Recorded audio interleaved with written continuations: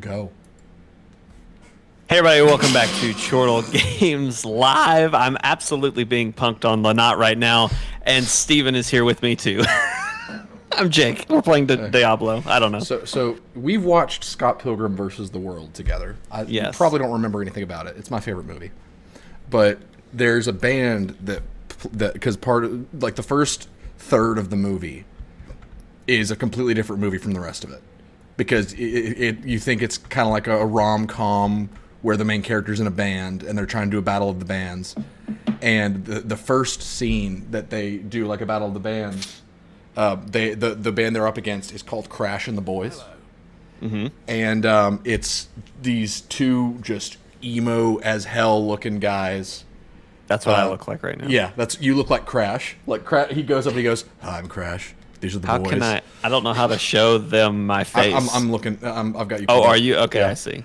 But yeah, I look real rough. I'll have to send you that scene because he goes up and he's like, and they have like this 10-year-old little Asian girl as their drummer, and he goes up, he's like, "I'm Crash. These are the boys," and then Wallace, Scott's roommate, goes, "Is the girl a boy too?" And he goes, "Yes," and then she just gives him the finger. Love it. It's such a good scene. So we're back playing Diablo. We are. You and Matt beat Diablo last night, right? Or a few nights ago. It was a few nights ago, yeah. Friday or Saturday. I am level 54, almost 55 now. I am level 11. You are. So let's do your story. Okay. There is a cutscene in this game. This game has cutscenes. It does. I mean, I don't know if you know this about Blizzard. I know you do, but I'm being condescending. Blizzard does cutscenes like really well, right? Like to the point where at some point you got to wonder if they should just be a movie studio. Like yeah, if they could just be like, maybe let's stop sexually harassing women. Let's stop making video games and just make movies. Let's tell Xbox to get the heck out of Dodge and let's just go make movies. Yeah. Screw this. Steven, you'll get a kick out of this. Ask me how excited I am for... Oh my god, a polar bear. Ask me how excited I am for Starfield. How excited are you for Starfield? I bought an Xbox Series S. Are you kidding me? No. I was going to say, you're the only person that sold a system for Starfield. Man, yeah, probably so. You have a PC. Yeah, I know, but I can't move the PC. You know what I mean? The PC is stuck up here, and majority of my game time is spent with my not really VR, but sort of VR glasses that I wear to bed at night, and I have a controller and everything, and so I can basically be in bed, but also be. Oh my god, there's a ghost. Do you have Game Pass Ultimate? No, I didn't. I have not. I have not re-upped that yet. I'm waiting till the next thing. The reason I got it was because I got it for like $100 on Amazon. They were having some kind of special or deal or whatever, and I was like, oh, this is the time. Go ahead and get it now. I'll have it for when it's here. But yeah, I'm very excited.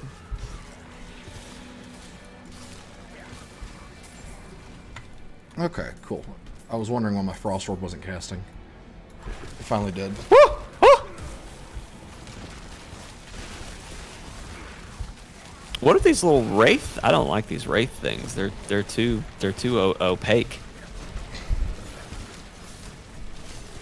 You'll see a few of those throughout the game, but they're not like a primary thing, I don't think. I just found a legendary bow. Oh, nice. Do you need me to explain to you how legendaries work? I feel like at a certain point I'll need to know, but I don't think I'm there yet. Oh my god. Steven, help! They're dead. Thank you.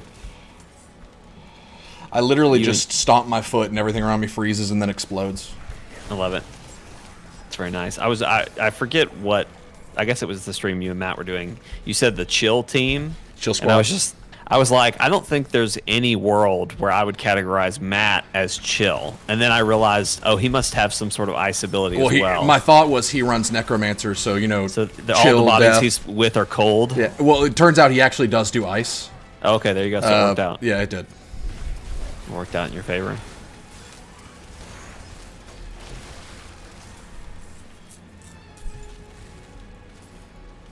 Over here.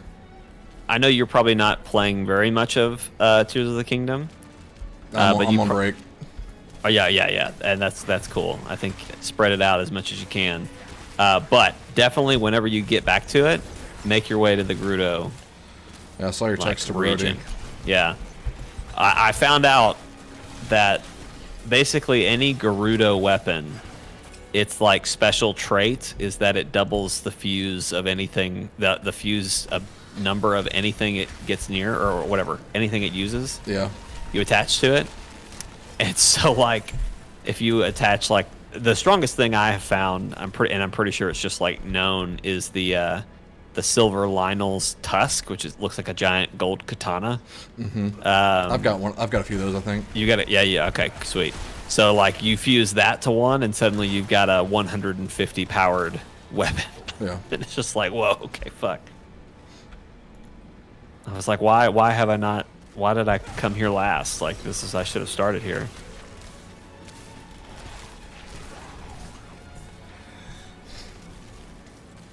It's a great time. Steven, did you share on Discord? I did. Okay, great. Just making sure. Just making sure. While we're at kind of a breathe, we have been fighting since we stepped out of town. I just want you to know that. It has been no stop. Welcome to Diablo, Jake. That's just kind of the way the news goes, you know?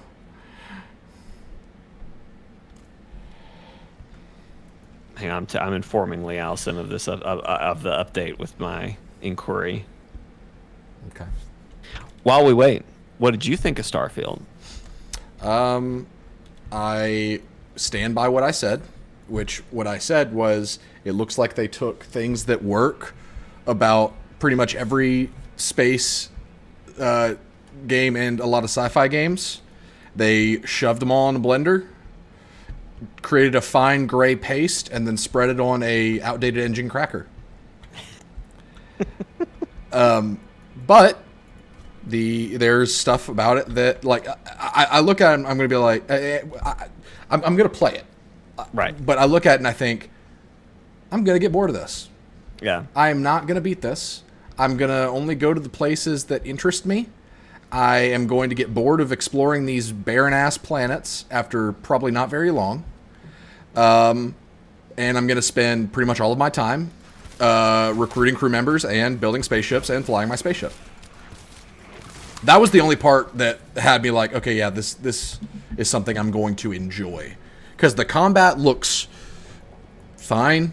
Mm-hmm. When I saw the swords or like the axes and stuff, I was like, okay, all right, good. The space cowboy area, I was like, I can be a literal space cowboy. Or you could just go play Outer Worlds, a good game. Well, you know, old game though, you know what I mean? You bought an Xbox. I did.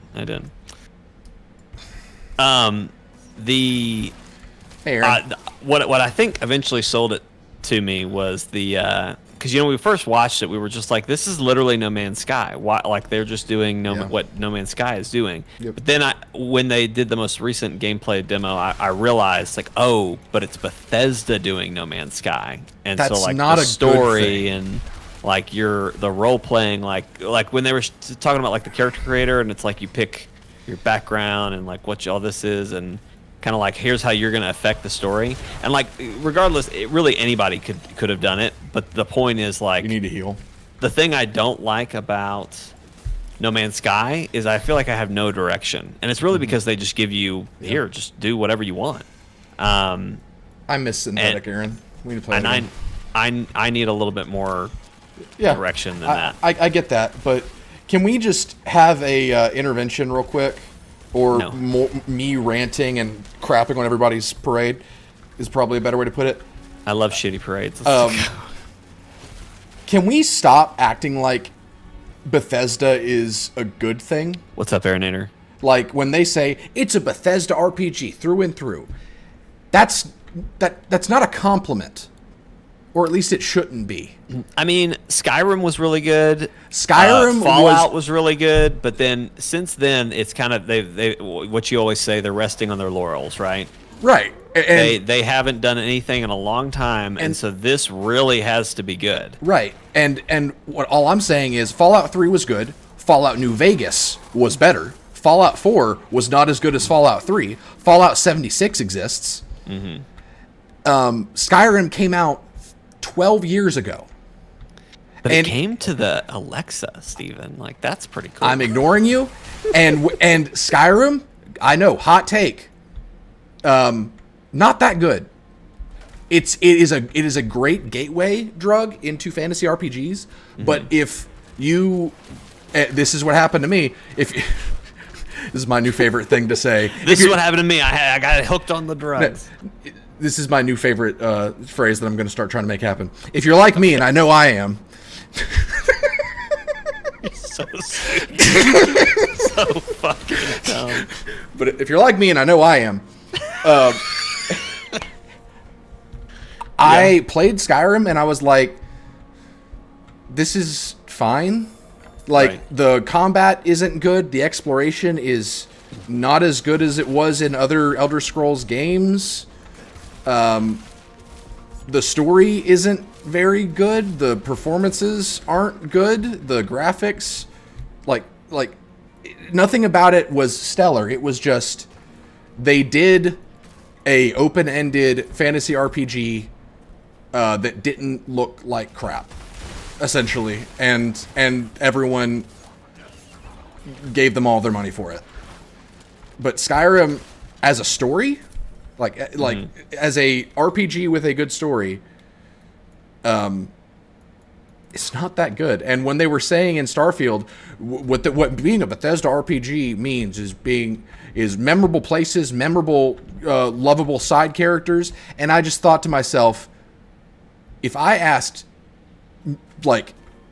Skyrim fans, I guarantee 80% of them couldn't name a single side character from the game. Except for the Adoring Fan. Don't bring the Adoring Fan into this. No. I was going to say, what about I took an arrow to the knee? That's not a side character. That's just a line from a guard. He doesn't even have a name. It's every guard. That's like the meme from Brooklyn Nine-Nine. It's iconic. Where it's the crossover with New Girl and Brooklyn Nine-Nine. The meme is Andy Samberg saying, like using Final Fantasy as an example. I'm a huge fan of Final Fantasy, and New Girl. I'm just gonna call her New Girl because I can't remember her name. Zooey Deschanel says, "Okay, fine. If you're such a big Final Fantasy fan, name 10 characters." And then he just goes, "Sid." And she goes, "That's my fault. I set the bar too low." We're searching for Narelle or something like that. Narelle. Is she a deer? She's a human being, Jake. The fuck? How'd you get a horse? Because I've played the game, Jake. Well, I haven't played the game. Why don't I have a horse? If you're like me, and I know I am. If you're like me, and I know I am. Where did you come up with? Did you just come up with this, or did you? I thought of it earlier. It's just one of those random things where I'm just like hanging out, and I'm just like, gosh, that's so stupid. It's perfect.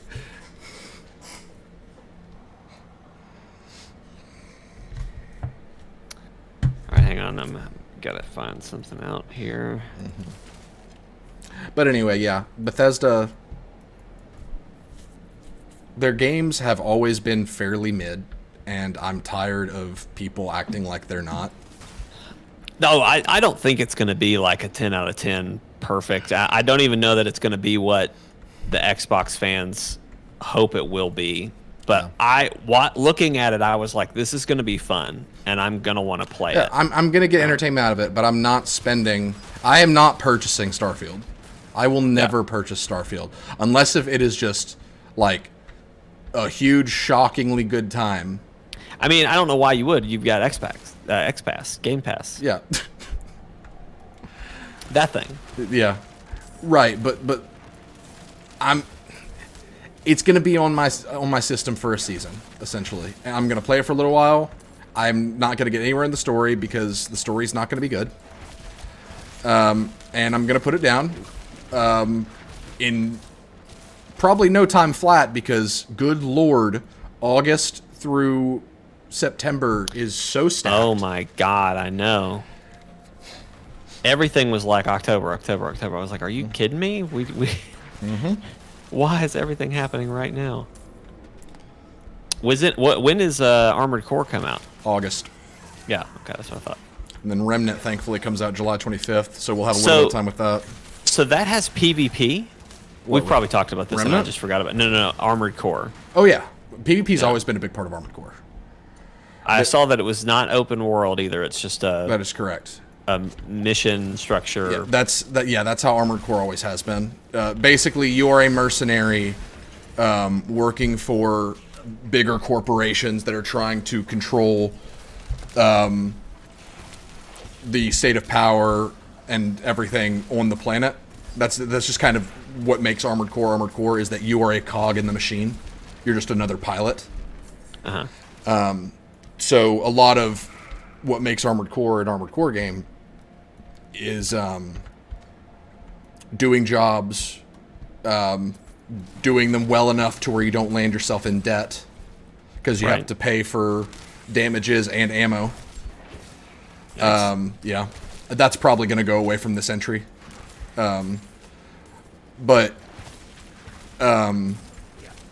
Yeah, so doing jobs for bigger corporations and building relationships with specific corporations depending on jobs you take. And then there's the arena where you can climb the ranks. I emulated Armored Core 3 not long ago. That was the one that I was introduced to the series with on PlayStation 2. Mm-hmm. And I looked at the arena, and I forgot how dense just that one aspect of the game was. Like, it was a whole thing where you could climb from the very, very bottom and scroll through, like, tons and tons and tons of pilots and their cores. And you have to fight every single one of them to get up to the top rank. So I don't know if it's going to be an arena for PvP in this one, or if it's going to be just like matches.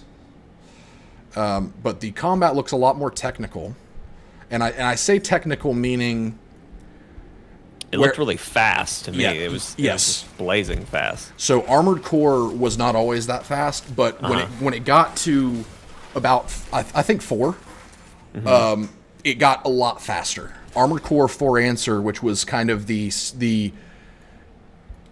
they did it weird where they would come out with a numbered title and then they would come out with another title that was a full game, but it wasn't the next number. So 4 Answer was the game that followed 4. It was super fast and aerial almost all the time. But in 3, it was technical from a standpoint of the controls were so complicated. Like R2 and L2 were how you looked up and down. Like that kind of complicated. What? Yeah. But hopefully that's going to not be a thing anymore. But it was technical because it really did feel like no matter how many games you had played, you had to learn how to be a pilot. Right. Like you could have all of the video game experience. None of your muscle memory, none of your experience with other control schemes was going to help you in Armored Core 3. And if it came out today, it would have been a disaster. But back then, you know, in the Wild West of video games, it was really charming. Right. But now it's back in the olden days. It's a lot more technical now because it's there's something about the behavior of the weapons and the movement that feels fast but methodical. And you know, like with a Souls game, it's all about resource management and a methodical approach. Speed really isn't a factor unless if you're really built towards that. But in this, I don't know, there's something about it to where there's a lot of pieces that go into a successful mission that begins with just your build. And I like that. Yeah, that's cool. I'm really excited. There's stuff that a lot of Armored Core purists are gonna friggin' hate, but they can get over it, to be honest. One of those things is it sounds like you can change your kit or your build during missions. That is a huge departure. Because in Armored Core Past, it was just kind of Sorry like... to cut you off. Sorry to cut you off. Are we supposed to do something here or just leave? Because he pulled us in, had a little talk with me, and now we're leaving. Yes, that is correct. Okay. This is story implications. Just make sure you talk to him until it says leave. Okay. The identity of this wolf is very important. I like the wolf already. Well, you shouldn't. It is it is Mephisto, one of the 3 primevals of hell. Oh, nice. Oldest brother to Diablo. Oh, like the name. I guess, what are we, a Diablo squad? What is this, some sort of Diablo 4? What is this, the 4th Diablo? There she is. But purists are gonna hate that you can just swap your kit mid-mission.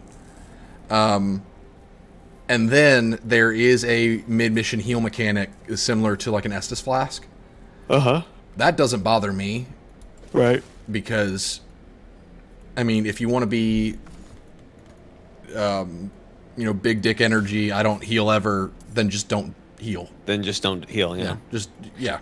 I hate it when people get mad about a mechanic that's in a game. That's completely optional. You don't have to use it. Yeah. You don't have to use it. You just freaking, if you want to go hard mode, don't use the heals. Like, but they're there.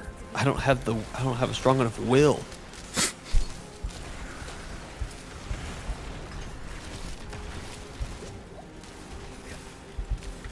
I don't have the will, Steve.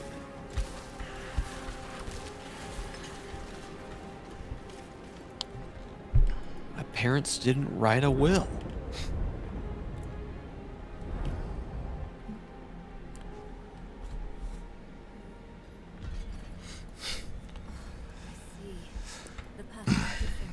I remember this lady now. Yeah. Very good, Jake. I don't remember what she did, but I remember her face. She's a wannabe Herodrim doesn't sound right. No, it's Herodrim, yeah. Herodrim are the factions, the faction that serve under Tyrael, the Angel of Justice. You'd really like Tyrael. Okay. He does not appear in 4, as far as I can tell. He was in 3, and a lot of the best story moments were completely centered around Tyrael, because the whole setup of 3 is that you arrive at this town where everything bad happens called Tristram, and a shooting star fell, and it's caused a lot of like demons to arise, and like it's disturbed the ghost of King Leoric, who's like the skeleton king, and so like a lot of bad stuff has happened. So you, being a wandering hero, decide to investigate, and when you go to investigate, you find that the shooting star was a man. Like, it's just this guy, and he's fine. And is his name Adam? No. Darn. He doesn't remember anything, and then come to find out, it is Tyrael, the the Archangel of Justice. And you find out through a cutscene. Talk to Darrell, I think, or just go into the main chamber. Maybe it's over here. So that's sealed. But you find out through a cutscene that I need to send you that Imperius is one of the archangels, who's like he's the archangel of Quill rats. No. First try. That was funny. Not wrath, but something a little bit more righteous than wrath. Because he gets mad when you call him the angel of wrath. But he is Mr. Big Dick Energy Angel, which if you need to understand what the angels are in Diablo, just kind of how they work, think of them as if Christianity didn't have God and angels had all the power. That's what angels are in Diablo. Just giant pricks that don't that like have a complex, a god complex of their own. But there are some good ones, like Tyrael. But Imperius confronts Tyrael in this cutscene, and he's like, basically Tyrael had created the Horadrim and was. Can you talk to her? Okay. Apparently, I had it. That's funny. Yeah. But Tyrael had created the Horadrim, and I guess that pissed off Imperius, and he was like, "You're meddling with the humans. Like they're better just gone." And so Tyrael was like, "You don't understand. Like our only hope." Because one of the angels has a scroll of wisdom that basically has within it the knowledge of who wins the eternal conflict between the angels and the demons. But it was written before the humans were created. And only that angel knows what it says. And we know that it says that the demons win. But there's this underlying thought that the humans are the wild card that could change fate. So Tyrael decides that humans are not meant to be discarded. Like they could be the thing that changes fate. So Imperius is mad for getting involved with them, and Tyrael decides that he is done hiding in the high heavens and having this approach of better than the humans and all that. Like he decides that the humans' conflict is his conflict, so he strips his wings and chooses to fall as a mortal man. And when he does that, there's this really cool shot of, because angels don't have a physical form, you see a physical form being burned onto him. And that's how he got to look the way he does now. And then he fell from the high heavens when he was stripped of his wings, and that's why he was the shooting star. And so Diablo 3 follows Tyrael trying to take down the lesser evils of hell, like Belial, the Lord of Lies, and Asmodan, the whatever he's the Lord of. Lord of really bad shits. Yes. Oh, if you saw him. I wasn't far off. No. But there's a lot of really cool... One thing I will say about Diablo 3. There is a set piece in Diablo 3 that in games like this, like the top-down ARPG, Act 3 of Diablo, that setting, is my favorite of any of them. Oh, okay. Because it's after you've defeated Belial, and Asmodan, who is currently ruling in hell, raises an army to get the Black Soul Stone from you, which is what contains Belial. Basically, Tyrael's on a crusade to trap all the demons in Soul Stones. And so Bastion's Keep is where it takes place, and it's just this giant fortress in the snow. And all of Act 3 is like a gigantic, think like Helm's Deep, but an entire map, and that's Bastion's Keep. Jeez. And there's this battle between demons and the Nephilim, which is what you are, Tyrael and the humans waging the entire time. And so, like, you're on top of the wall for most of it. So looking down, you can see like demons pouring in. Like, it's just a really cool set piece. That's awesome. Yeah, we need to play Diablo 3. Like, even from a story standpoint, I think it's great. And this game is very grounded. And it has really good moments, as you're going to see in Act 6. The thing that Matt basically was, the whole reason he was like, I need to play Act 6 with you, is this one cutscene that is just like, oh my god, just make a movie. Just make a movie. They really need to. But I personally preferred 3's story because it felt more epic and like an adventure, like a fantasy romp, where this just kind of feels like, I don't know, it's kind of the difference between watching a show that lasts too long and watching a movie that's not long enough. You want to watch the movie, right? Like, out of those two choices. Right. And so that's how I feel about Diablo 3. It's more engaging for a shorter amount of time, but it's not as long as this. And the loot game is way better. Is this guy healing? No. Okay.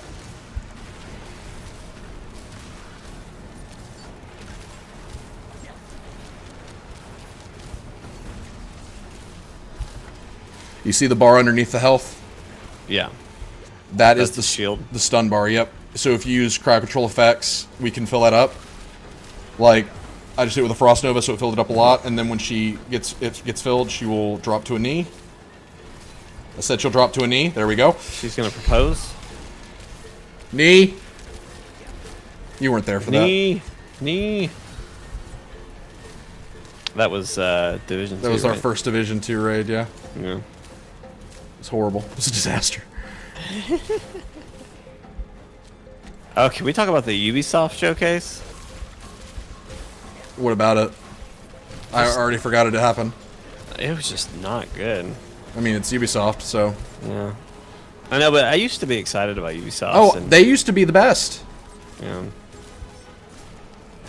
How the mighty have fallen. I am so upset about the Star Wars game. I thought it looked great. I mean, you just don't like the main character? I can smell that kind of character writing from a mile away, and it smells awful. Like it's literally if they would have just made it a character that we create or a silent just something. I did have there was a little bit of me as I was watching, and I was like, I'm so excited to play this, but I do kind of wish I was making my own character. Yeah, like that's what I'm saying. They made the conscious decision to make that character that. Mm-hmm. And it's so annoying because she, like, everyone, like, the way they market it is like, oh, be ready to work on the dark side of the galaxy, but she acts like Kamala Khan. I didn't catch it as get ready to work on the dark. Did they say the dark side of the galaxy? That's how they're, because that's what the Outer Rim kind of stuff is. That's what being a smuggler and a bounty hunter is, like doing the not necessarily legal stuff. Yeah. Well, that's not like dark. Just because it's illegal doesn't mean it can't be fun. I couldn't even say it. Anyway, and I just made that connection in my head now that she reminds me of Kamala Khan. That's what it is. See, and I like Kamala. I like Kamala too, but not as a supposedly like becomes a legendary outlaw in the Star Wars universe character. It's the wrong setting. I don't know. I think it can work. It didn't bother me at all. I was having fun watching with it. Nyx is awesome. You bought an Xbox for Starfield. You're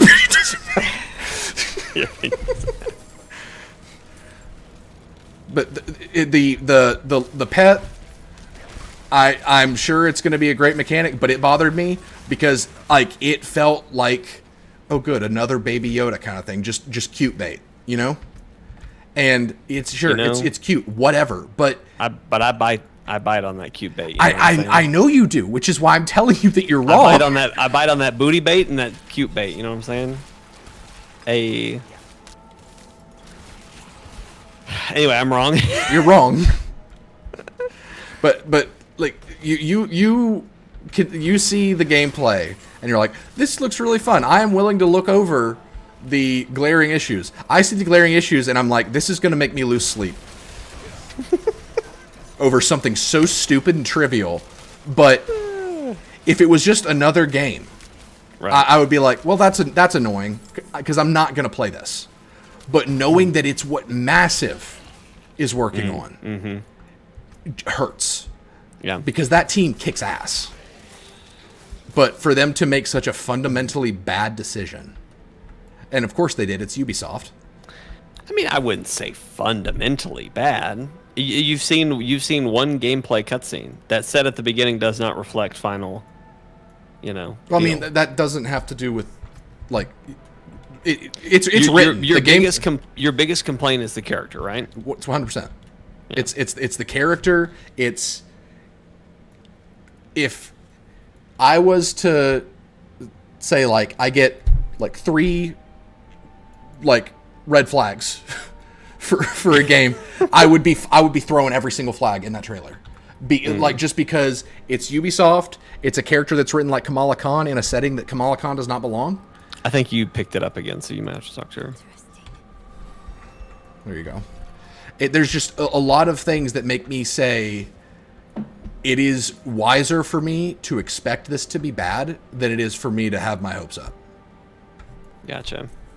And I admit a lot of the problem is that I had not expectations, just hopes that we would get something akin to a co-op Division-like game, but in Star Wars. I was really hopeful for something like that. But to know that it's just another Ubisoft RPG, and it's calling itself the first open-world Star Wars game, which just isn't true. That hasn't been, like, that title was taken decades ago. Right. What game? KOTOR. I never got to play that one. It's I was great. really looking for someone. Maybe it was Ubisoft. I forget. Somebody was doing a KOTOR remake or reboot or something. It's I think it was a Embracer. remake. That's right. It's under Embracer, but I don't remember. The insiders right now are saying that thing's done. Done as in not going to happen, or done as in like it's basically just ready. It's toast. Oh, okay, yeah. It is not happening, or is, quote, never going to come out.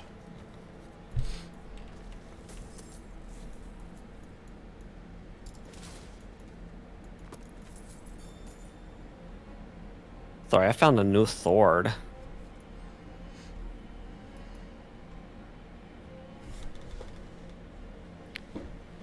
Steven, I found a new sword. That's great.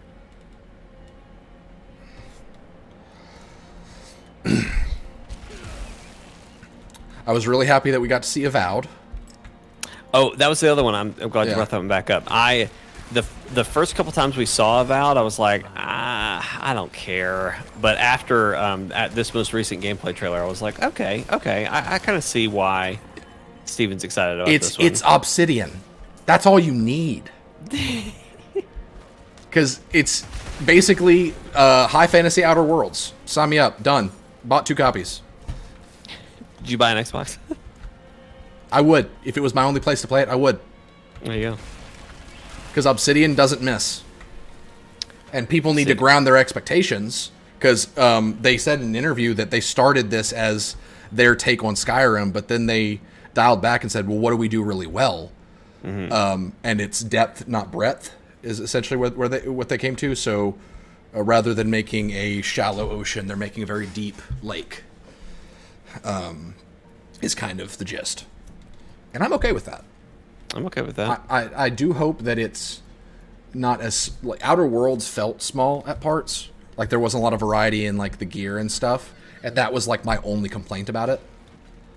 So I hope that that's not as much of an issue.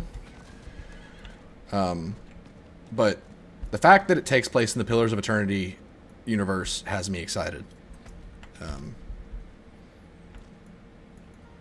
I would not, unless if you're maxed out on that, I would not spend your things. Yeah, I want to sell things. Armor Smith, if you can't sell it, that guy. Oh, by the way,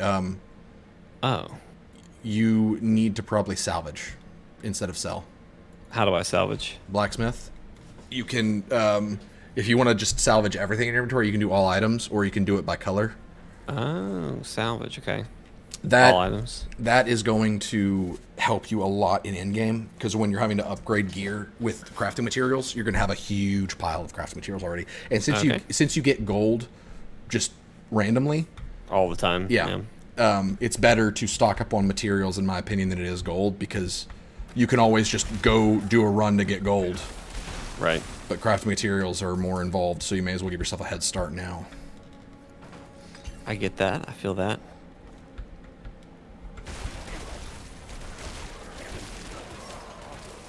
Should have also taken the time to level up. I'm going to do that.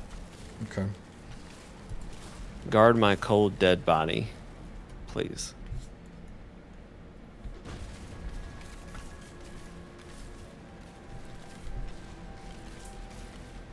So what kind of character are you going for? I am a rogue.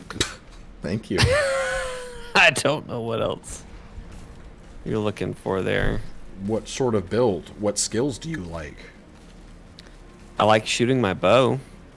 Okay, so maybe a bow. And throwing my throwing knives. Why do you throw throwing knives when you have a bow? Because the throwing knives takes less energy than my bow skill. You should have a bow skill that doesn't take energy. Your basic tree, like your first skill, the tree of branch of skills, all of those should be no energy cost. Those are called basic skills.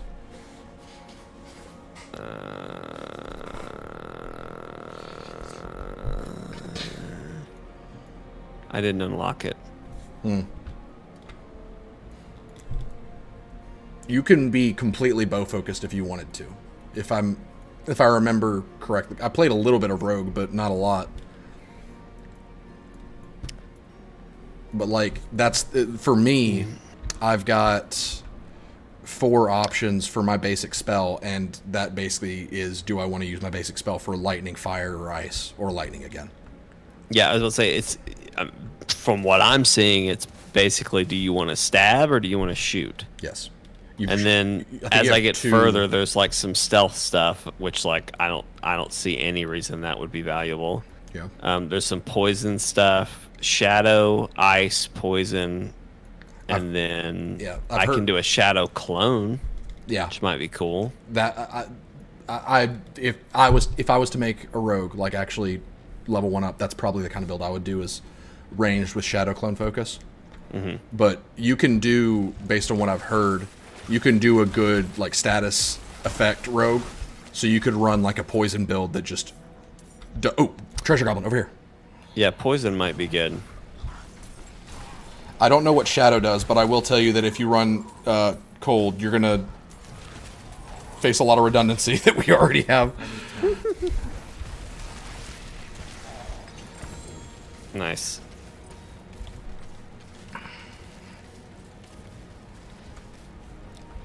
What are we looking for? I've got a waypoint marked. I don't know if you can see it or not, but it's just go north. Corvalar. That's it. Okay. Oh! Jeez. Ooh, another treasure goblin. Nice. I got you. I need time. Treasure goblin went that way.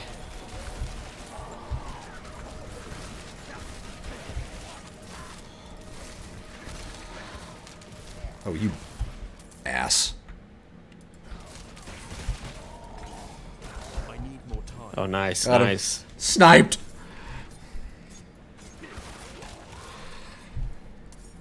I got a fur-lined robe. Oh, that's what I'm wearing. Sounds comfortable. Keep walking to the place I'm gonna go salvage. You do your thing, dog. I'm just gonna try not to die. Good call. Keep getting jumped by all these ghouls. Don't feel like you can't use your potions. Right, like you find potions a lot. They drop from. Oh yeah. I use them. I haven't had a situation where I needed to yet. Gotcha. Like every now and then I'll get low enough that like, oh shoot, I better drink a potion. You know. Yeah. I'm probably gonna be in a lot of those situations now that I don't have you like immediately next to me. But we'll see how this goes. I won't be long. That's what my dad said, and he never came back. Oh shit! Picked a fight with some goatmen. You could just teleport to me? Mm-hmm. From the town, yeah. That's cool. The other thing about that Ubisoft Star Wars game, I was like, dang, I wish this was multiplayer. Yep. I was like, dang, I wanna do this, but with Steven and Yep. Matt and Jeremy.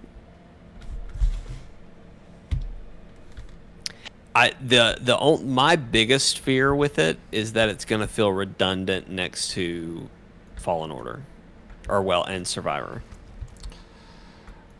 Yeah. Just because, like, on paper, which I realize Fallen Order isn't, or Survivor isn't technically like a fully open world. Logistically speaking, it might as well be, you know? It's open world. Yeah. So I'm curious if it's gonna feel redundant having both of those, but I don't know. I think by and large, I think without a doubt, Survivor is gonna be better than whatever Ubisoft does. I hope Ubisoft's is still good. I just don't think it's gonna be as good as Fallen Order or Survivor. And that begs the question, then why? What's the point? Because it's even a very similar time period. Well, what I come back to is you're playing as a different type of character in the Star Wars universe. And so I'm hoping that really comes through and comes across.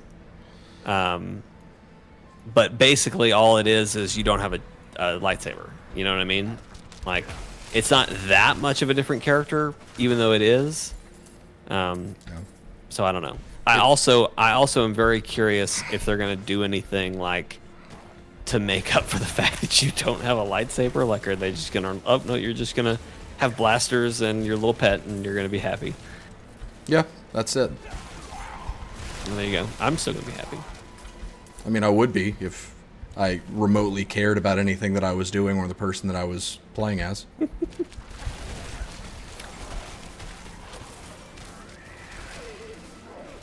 I do think it, and again, talking about just like the redundancy of Fallen Order or of Jedi Survivor. BD, don't get me wrong, BD is probably going to be better than Nyx when it's all said and done. BD is better than Nyx. You shut your whore mouth. I did not say that he wasn't going to be. I'm just saying they totally kind of took that page out of their book. You know what I mean? Yep. But it actually makes sense with Cal because Jedi, like, it's almost like a tradition that Jedi have droids. So it makes sense. And well, I mean, you could say that it's a tradition that it's not, smugglers have furry friends. That is slander to Wookiees. You take that back. Chewbacca is more than that. I'm gonna look for what to do for the event. Oh, is that what we just stumbled into? Yeah, it's an event. Come up here. I thought this was our objective. No, we are close though.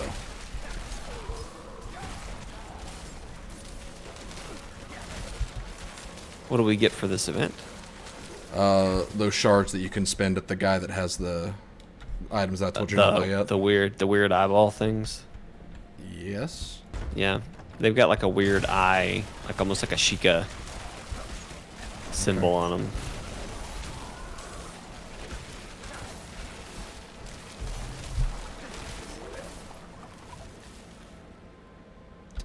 I'm literally 300 XP away from leveling up. Just...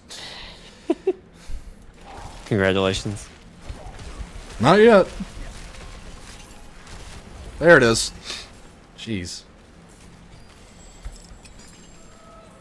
Ooh.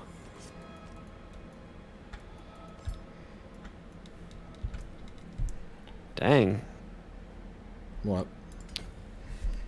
Got a lot of stuff. Mm-hmm.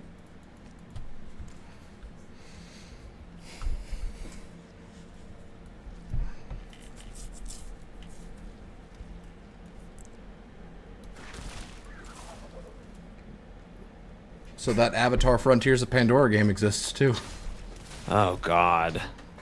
I want nothing to do with that. I had like, I wouldn't even say like an optimism. I was like, I'm willing to let this game show me that it's cool, and then be like, okay, yeah, I'll get it. I'll maybe look into it. No. Just no. And like, I have what was no even gonna interest. save that game though? You know, like, it's Avatar. Who cares? See, the thing is, there is a sect of people that really fucking love Avatar, But I don't know. Those people aren't going to buy this game. I don't know that they're gamers. You know what I mean? Like, I don't know what the Venn diagram is on gamers who would actually buy this. A lot of those people only like Avatar because it was very popular in the zeitgeist for a while. Mm-hmm. Those people, like, I'm convinced there's no such thing as like an Avatar fan, you know, because it has zero cultural impact. It has zero things to say that haven't been said a million times better. Like it's just there, and like it looks just like every other Ubisoft open world game.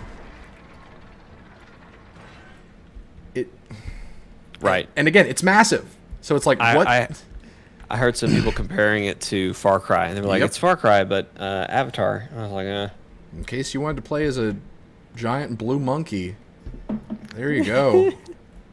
Well, also when they were like talking about like, so your mission is to reconnect to your heritage or whatever, and so you're gonna go to this tribe and learn how to ride a dragon, and then you're gonna go to this tribe and learn how to ride a horse, and then you're gonna go to this tribe and learn how to ride a sea donkey or whatever, and it's like, you know what? I don't fucking want to. I just don't. You've already lost me on the whole goal. Because you just said, go here, learn to ride this. Go there to learn to ride this. Go there to learn to ride this. And I was like, you know what? That's okay. I'd rather not. If you're like me, which I definitely am. If you're like me, and I am. She's expecting us. What's that bowling guy? What's he say? Who do you think you are? I am. That's it. That's my favorite. If you're like me, and I am.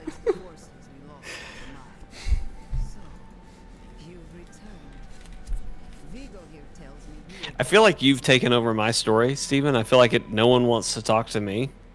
There we go. Would you talk to you? Fuck, wow. It's just really calling me out there. I mean, your character... I wanted to look like, when I couldn't make a Geralt, I wanted to look like Robert Pattinson's Batman. That's really funny, because you look more like the dude in the white makeup that he beats up at the beginning of the movie.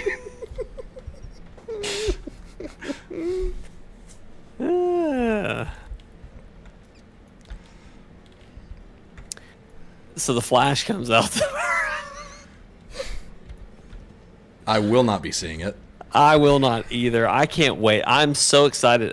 Kind of funny, who I listen to a lot. Mm-hmm. They do movie reviews, and they'll usually come out and they'll be like, just general thoughts, right? Like, okay, here we like this. What? Like they'll kind of start non-spoilery, and then they'll do like a plot breakdown, where they like literally go through the plot, like they talk through every piece of the plot.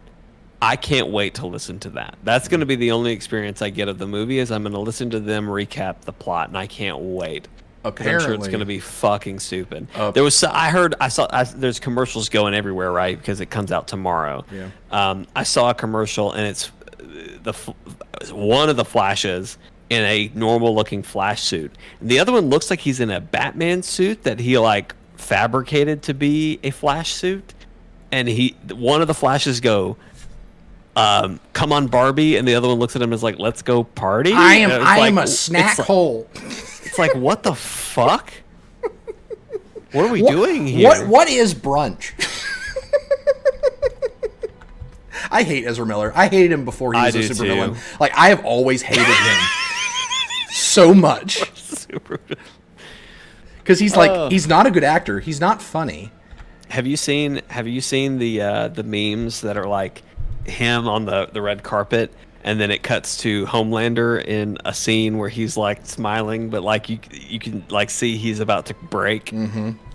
My favorite was Ezra Miller arriving at the Oscars for Flash, and it was like Hannibal Lecter being rolled out in like a straight jacket with his mouth covered.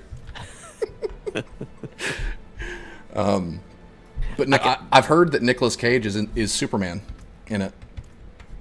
Oh, come on. That's wild. He was I know the story for. There was a Tim Burton was going to direct a Superman movie. I have heard from like comments that I've read that he is a super secret cameo in it, which cool. The only thing that kind of makes me want to go see it, and I would probably hate every decision they made with it, but this almost is kind of turning into into the Batverse, you know? Do you remember when I had a conversation with you about one of the things I really like about why I don't like No Way Home? Like, it's an entertaining movie, but I don't like it. And I told you, I'm calling it right now. Every movie is gonna do this, and I'm gonna tell you, like, a year from now, 2 years from now, some point from now, I'm gonna tell you, Jake, I told you so. That like this is the thing, and it's all because Spider-Man had to like have a movie written by Tumblr. It's all because of Spider-Man. He's a menace. He's a menace on the multiverse. But yeah, that's not a good thing, Jake. Like that. Like, I mean, No Way Home was fun. It was fun, but I think if they did people got way too much that, in their. It could be fun. People got way too much in their emotions for No Way Home, and they didn't realize that it was not a well-written film. It was just really fun, and I won't deny that it wasn't a bad movie, but it had so many problems that people did not consider just because they got their precious old Spider-Mans that it's suddenly cool to like in the movie.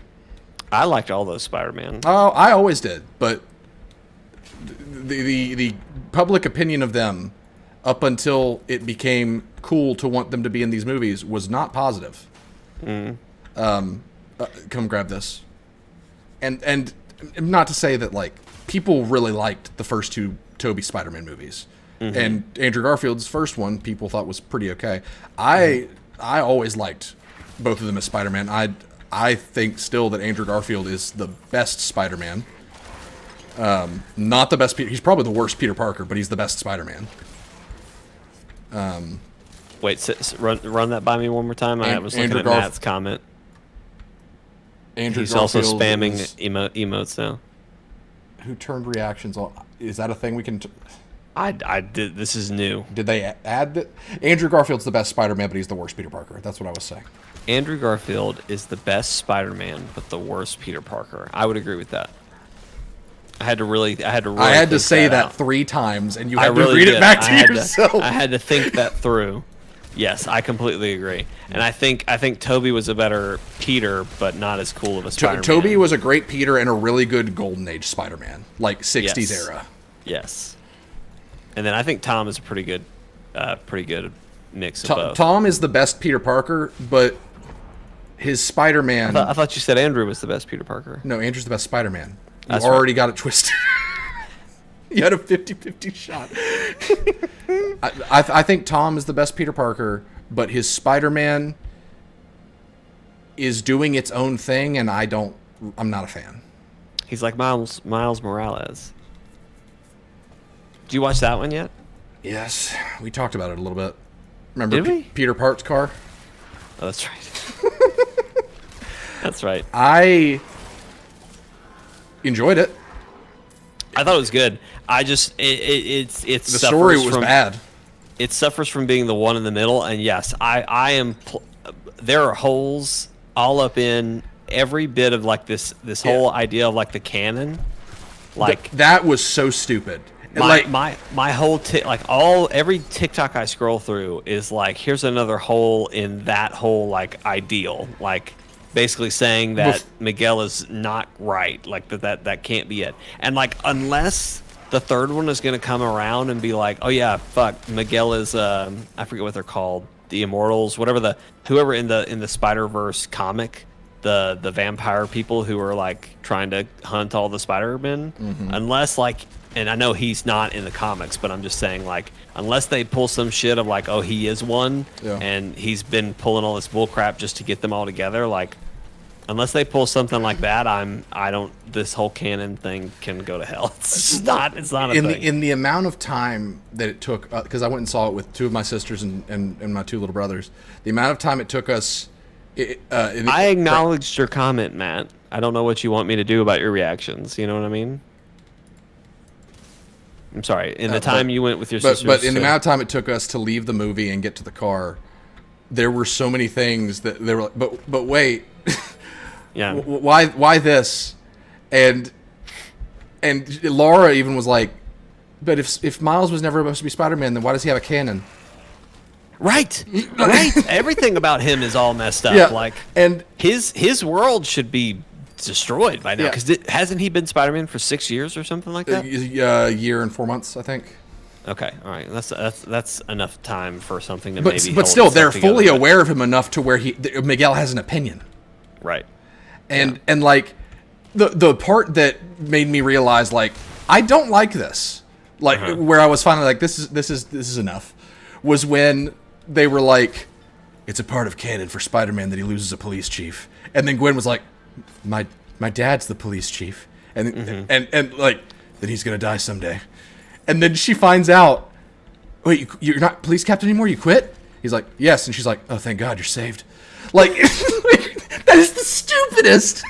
Like, she didn't say that out loud, did no, she? No, but implied, like, right? It was implied, but like, it doesn't even take her saying it's the implicit, like, that being a crucial plot point, is that police captain has to die for Spider-Man to be Spider-Man. And I'm over here like, where's Spider-Ham's police captain? You know? Right. Like, I understand the mentor figure dying, but that already happened to Miles, so why does he need the police captain to die? Right. Like, it makes no sense. Uncle Aaron was his Uncle Ben. Correct. It's just stupid. Yeah. The other thing, so like, I think the biggest problem is the whole canon idea just doesn't make sense. Like, and I even understand, like, the Uncle Ben thing, like, that makes sense to some degree.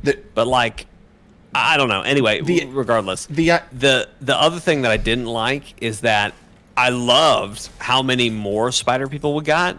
We did not spend nearly enough time with any of them. No, they made Ben Reilly a joke that wasn't even funny. Right.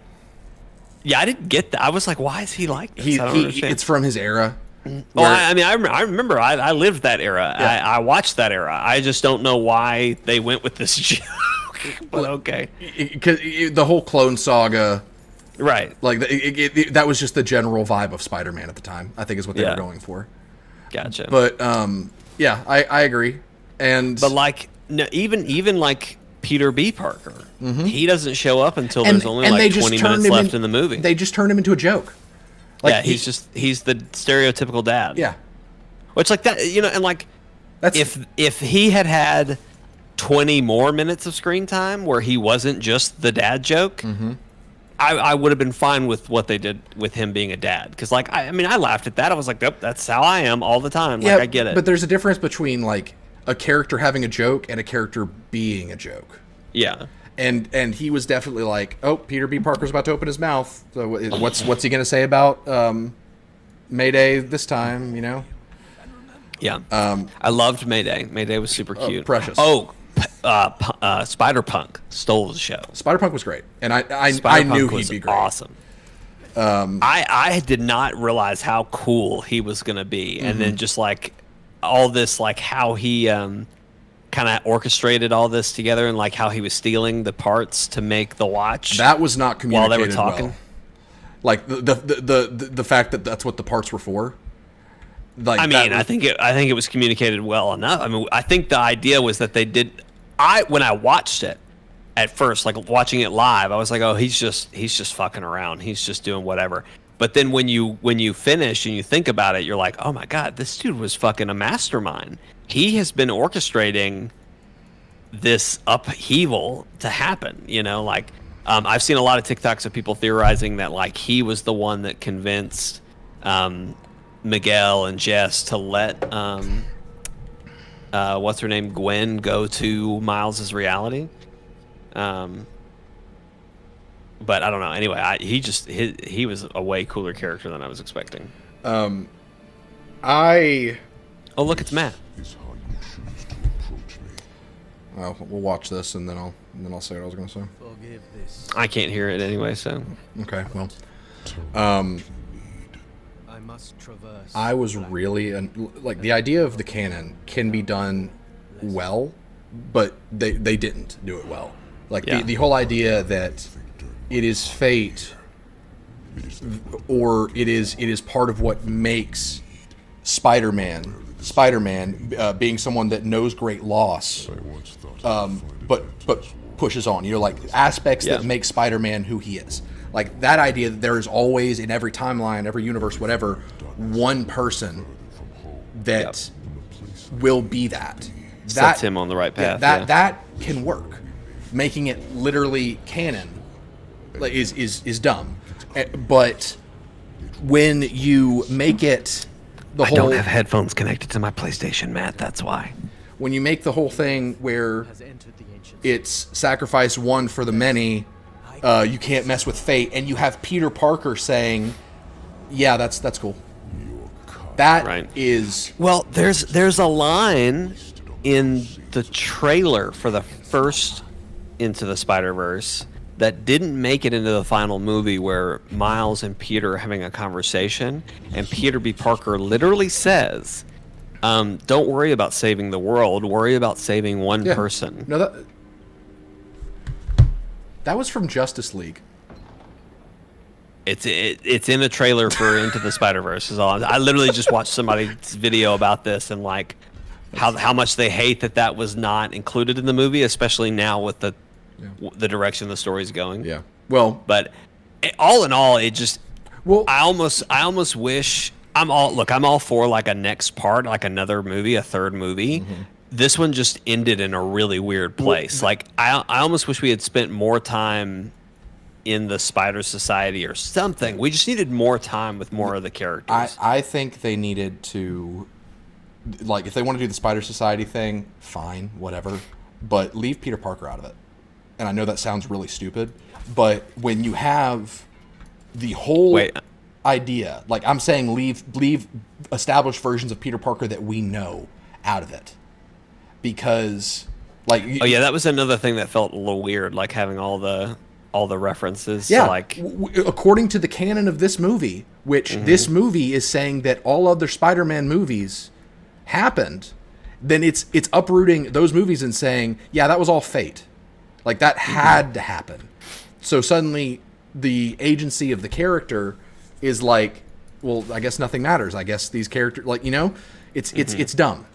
And taking Peter Parker, who is notorious as the character that when you make him choose, he doesn't choose. He does both. He always tries to save everybody, no matter what. And to take that character and to have him say, "Yeah, Uncle Ben had to die," like, you know, the good of the many for the loss of the few.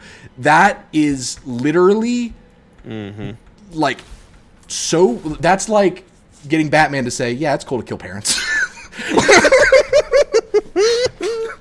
Like, you just don't do that. And I condone the creation of orphans. Absolutely. I mean, I commend. I'm pro orphans. The creation of them, not caring for them, just creating. Yeah, I don't really want to care for them, but like, I'm cool if you want to make an orphan. Yeah. Coxgun, you want to make an orphan now?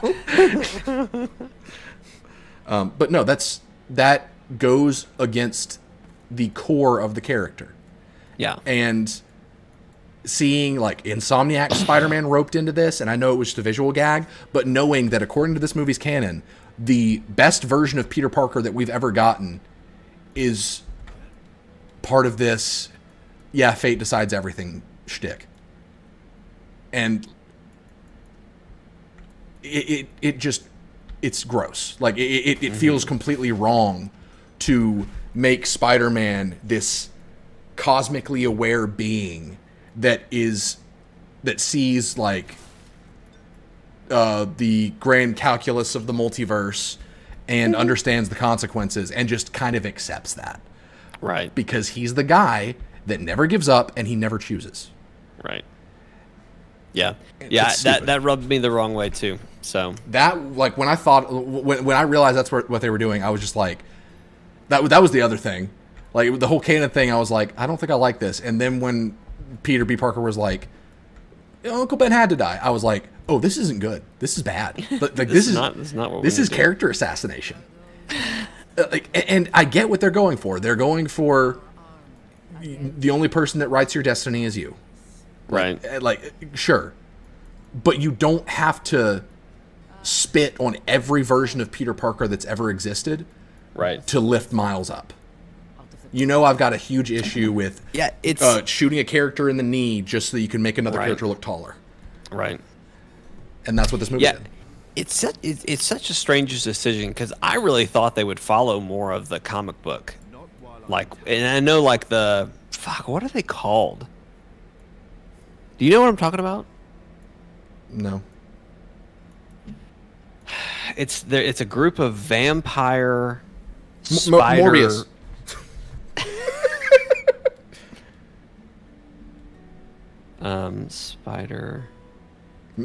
Spider-Man.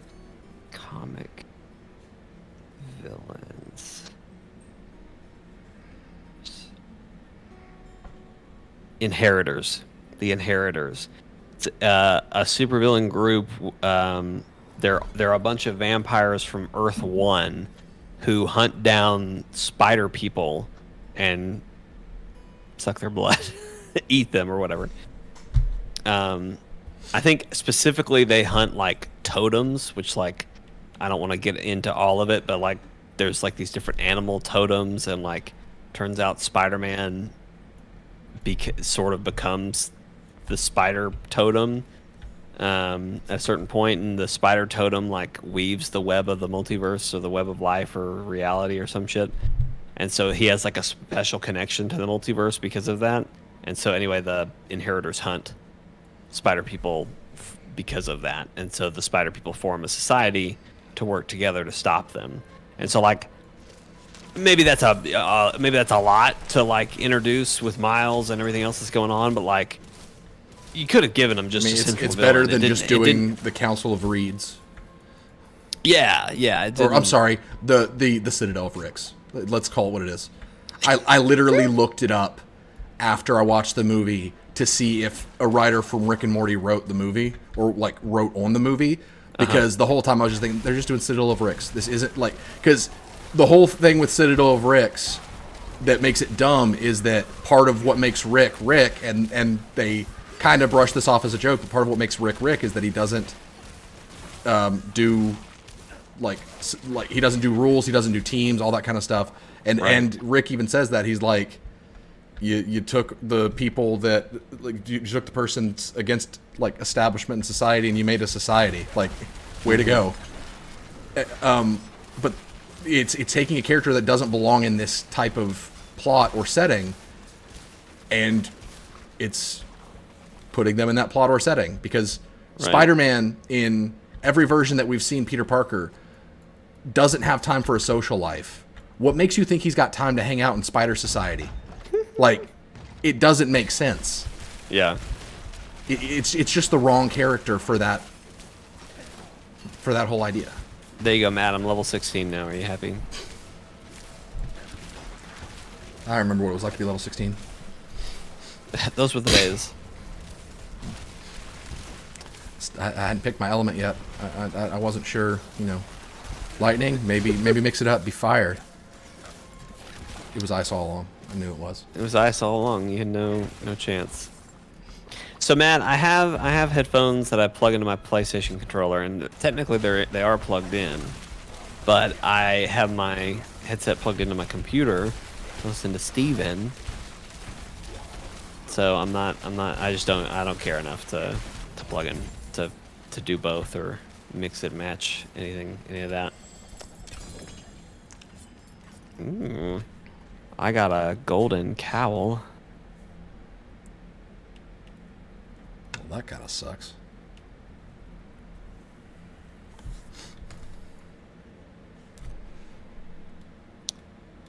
I've heard Discord on PlayStation is basically not Discord on PlayStation. It's yeah, I haven't touched that. It's like a phone integrated thing.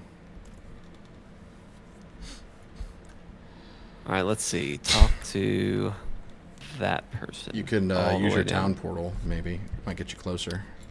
No, it just would put us about as far as we are south. Yeah, that's fine. I'm just telling you to make sure you check. You act like I don't be checking, dog. Did you check before I told you to? Yes. Jake. I play games. Yeah, you're playing a game right now. You're lying to me. Don't play games with my heart. Flynn didn't like my song. Wow, I died. That's funny. You died? I looked at Flynn, and when I looked back over, there were 4 suicide bombers on top of me. So it was like, oh, crap. Flynn, you got me killed. Dang, when you died, I got really scared. I was like, oh shit. I mean, it scales to where I'm not like I'm having to put in effort no matter what because everything's scaled to me in my session. So like my stats are lowered, or their stats are like I'm still fighting level 50 whatever things. Gotcha. It just feels like we're wiping the floor with everything. That's because my build is very good. Okay. Not this time. Fool me once. Your plan failed, Flynn. Fool me once, shame on you. Fool me twice. It almost worked. How I did literally you turned to see where Flynn was, and he's not there. And I'm looking for him. There you are.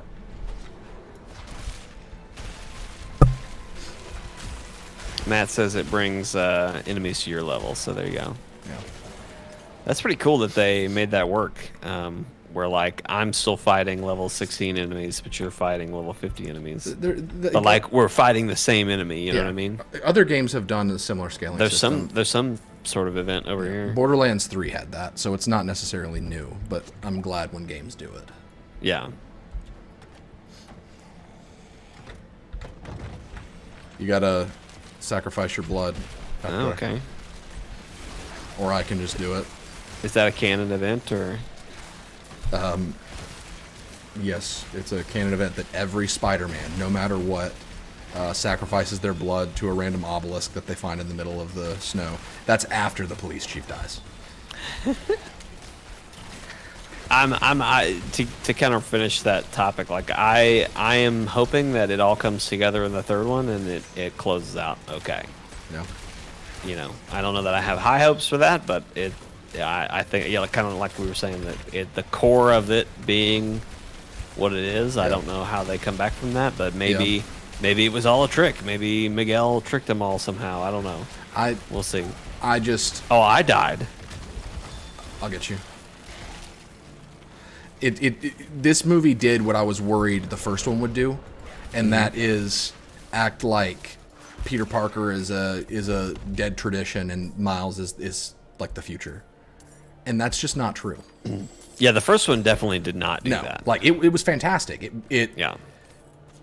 I like that movie. Similar to how Avengers the game endeared me to Kamala, I just needed like a proper introduction to the character, and that was it.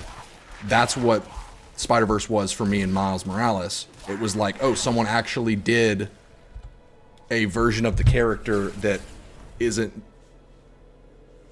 a diversity hire, essentially. Right. They actually made him a character that is worth having rather than just someone to check boxes. And that's what ultimately matters. And so when I saw that movie, like I became a fan of the character because there was something there. But this movie was just like Peter Parker's dumb. Miles Morales is the future. Miles can literally take on every version of Peter Parker in one fight and not lose. So it was directed by 3 different directors. None of them worked on the first one. And I thought the whole time I was watching it, I was like, sure about that? Yes, I watched a video about it today about how it was 3 directors. None of them worked on the first one. Who were the directors? I don't remember their names. I saw their pictures. Was it Lord Miller? Phil?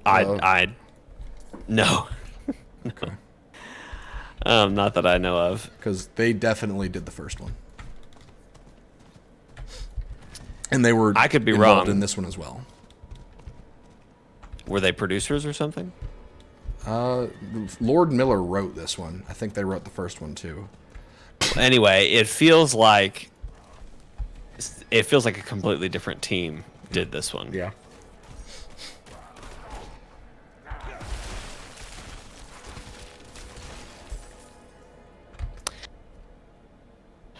So I don't know. Down this way.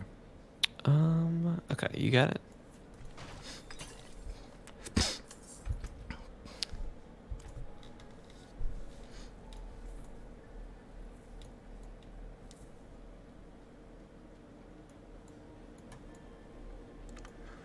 How's it going, Matt? Everybody good?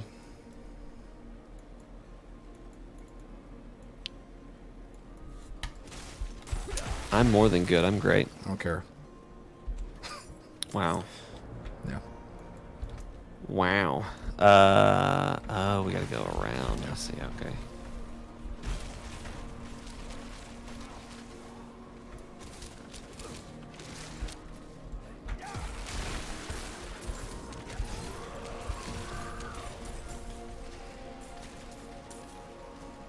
Crude Ruby. What is this, night 2 or night 3? Because I think it was between night 2 and 4 that we had a really hard time with Peter. And that's what the nurses were telling us. Did Matt have another baby? Yes. How did I miss that? It's all he's been talking about, Jake, for like the past 9 months. Really? Like every single time Matt joins a stream, the stream starts with, "Hi, I'm Matt, and I can't wait to be a dad for the second time." And you missed that every single time. I don't know how I missed this, but I really, I did no idea. You really need to learn to listen to people, Jake. Has he seriously? If you're like just me, been and I talking know about it I all am. the time? No, he hasn't been talking about it a lot. Okay, I was gonna say I don't know how I would have missed that, but He's going off on you. Jake, I never do this to you. Yeah, but I would have talked about it, man. How have you not talked about it? Wow. First of all, Jake was your bestie. Second of all, I was below Oakley and Jake before.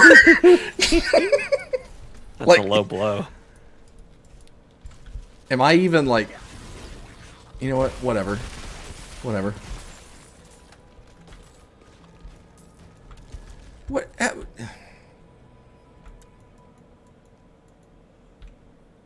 don't know what I did. Jake, try to keep What is the little baby girl's name? This is so exciting. How did I not know about this? We bonded over William's AARP card. He says he's going to be there on Sunday. I told him take all the rest he needs. That is a pretty name. That is a pretty name. I know you told me that before, but I never got to say that's a pretty name.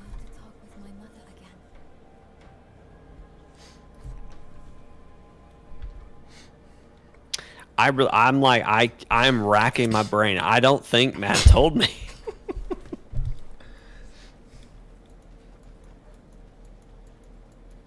If you did, you said it like once and then have just not talked about it at all.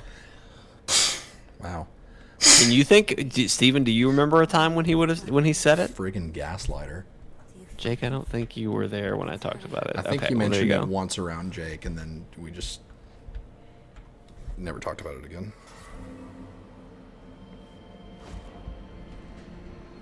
Are we bringing her mom back to life?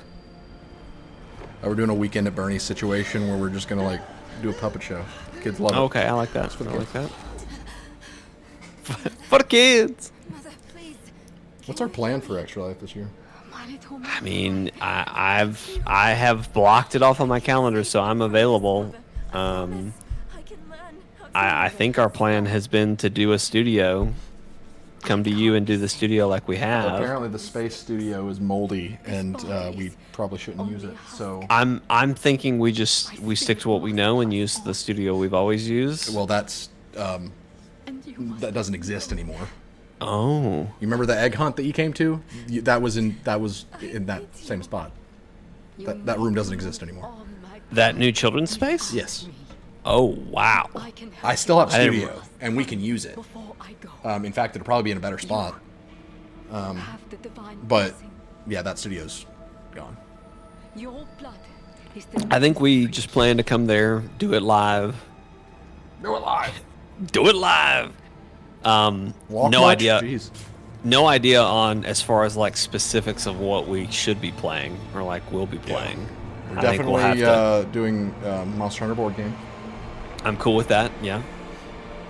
At one point we had talked about like what if we just did like more of a tabletop spin on it, you know, and like did a couple tabletop things, but I'd be fine with that. I think maybe like I think the Monster Hunter board game, and then maybe if there's one other one that's like really cool that we want to do, we do that. Matt still wants to do D&D. I'm down with doing D&D. Are you doing Extra Life with us? Are you going to be out there for the 24 hours? Do you think Lilith is even still here? It's been so long. I'm afraid she's won this one. I leveled. Are you talking to me, or you're asking Matt that, right? Yeah. I would like to involve Jeremy somehow, but I assume he's not gonna. That's a long trip for him to make. Yeah. So we can maybe be creative with how to get him involved. He could be the guy playing Sims the whole time. I feel like that's a punishment. Yeah, I do. I'm glad you brought that back up. Don't forget that. Don't forget that because I really do like that idea. Did I go the wrong way? Where are you?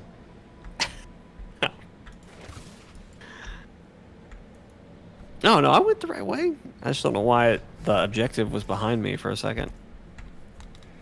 All right, hang on. I still have one more point of leveling up. I thought I used all my points. Let me see if I can... What is this? Caltrops. Shadow Step. Weapon Mastery. I hate these walls. That is so disgusting. Look at that. The little spider Yeah. fingers? Yeah, I don't like that either. Little spider fingers. Little spider fingers. Can we talk about that spider droid that like sends all the villains home? That was fucking terrifying. Yeah. Last visitor to my sanctum, though you come too late.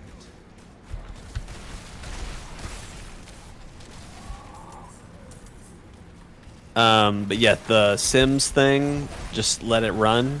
I think that's a great idea. We just need to figure out how to implement that. I mean, just have it running connected to the capture device. Yeah. And have somebody like monitoring it every couple minutes just to make sure that, like, if it prompts for a decision, that someone can.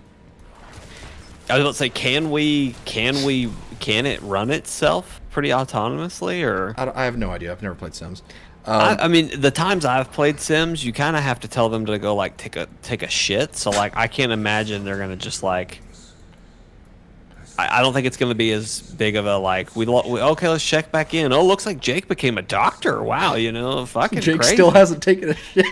Yeah, like it'd just be Jake's shat on the floor 5 times and is standing in the same spot we left him. So Brody, I'm addicted to Diablo again. Between this one and 3. Brody. That's what I'm addicted to because I've been playing 3 again on the Switch, and it's been a lot of fun. But I mean, I'm enjoying 4 more than I thought I would. I still have reservations about the loot game. It's a lot more grind heavy, and it's a lot more of an yes. It's a lot more of like an active loot game to where like you're making builds while you're still leveling up, so you're constantly having to remake builds, which I've never been a fan of that in any game, but they did a lot for this game to make it not as frustrating as it could have been. Good night, Matt. Night, Matt.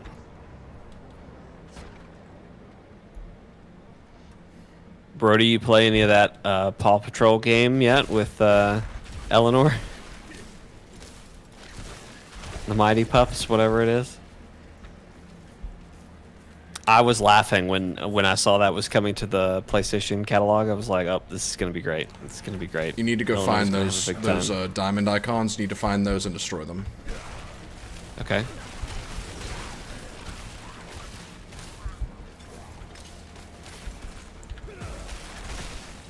Next Tuesday, though. Nice. Nice. Brody, you need to go to the Gerudo town. Don't wait. Like I did. I was dumb. I was foolish. Steven, I keep running into bloody walls that I can't climb up. I may be going the only way then. I knew Anonymous would be driven to interfere. Y'all play the Final Fantasy 16 demo yet? I have not. I'm Steven, going in have you? blind. I'm not touching it. I know I'm getting it. Yeah, I am trying to.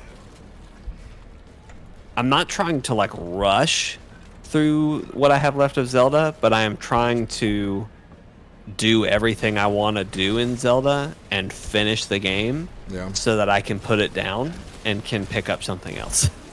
Like, not that I could.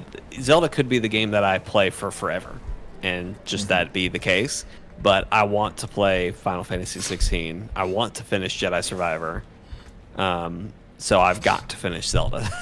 Yes. So I'm trying really hard to do that, and then I will go in. So yeah, so I haven't tried it. I'm sure it's awesome. I'm just gonna wait till the full thing is out. Yeah. I honestly am glad. I sort of forgot about it for a while, and I realized the other day, I was like, oh shit, it, like, in a few weeks it's going to be here. You know what else is going to be here in a few weeks, Steven? What? The Harvest Moon remake. Cool. I'm so excited. That's another one. I gotta get through that, because that one's going to suck up time. It comes out next Friday. That's freaking wild. Yeah, that one was one that just kind of snuck up on me, and like in the best way possible. Yep. Because if I knew, if I was just sitting here like, God, I just want to play that. Yeah. It would consume me. Yeah, I would have played the demo 100 times. Yeah, it's the kind of game that Brody, yes, it's called Season of Stories. It's coming to everything on like June 22nd or some shit like that. It's crazy. It's like, it's just right around the corner. Sorry, Steven, what were you saying? Final Fantasy 16 is the kind of game that it hits that pocket of, I'm not invested enough about it to where I'm like craving details, but I'd like have just a inkling that it's going to be one of those games that no matter what I'm expecting from it, my expectations are gonna be exceeded. Because Right. I know literally nothing about it, other than the High Council of Japanese Video Game Developers is working on it, and that's enough. That's enough. Yeah, I'm very excited about that one, Brody. Can't wait. Out of mana once again. Sorry, Steven, I'm dumping all my gray inventory because I don't have any more room.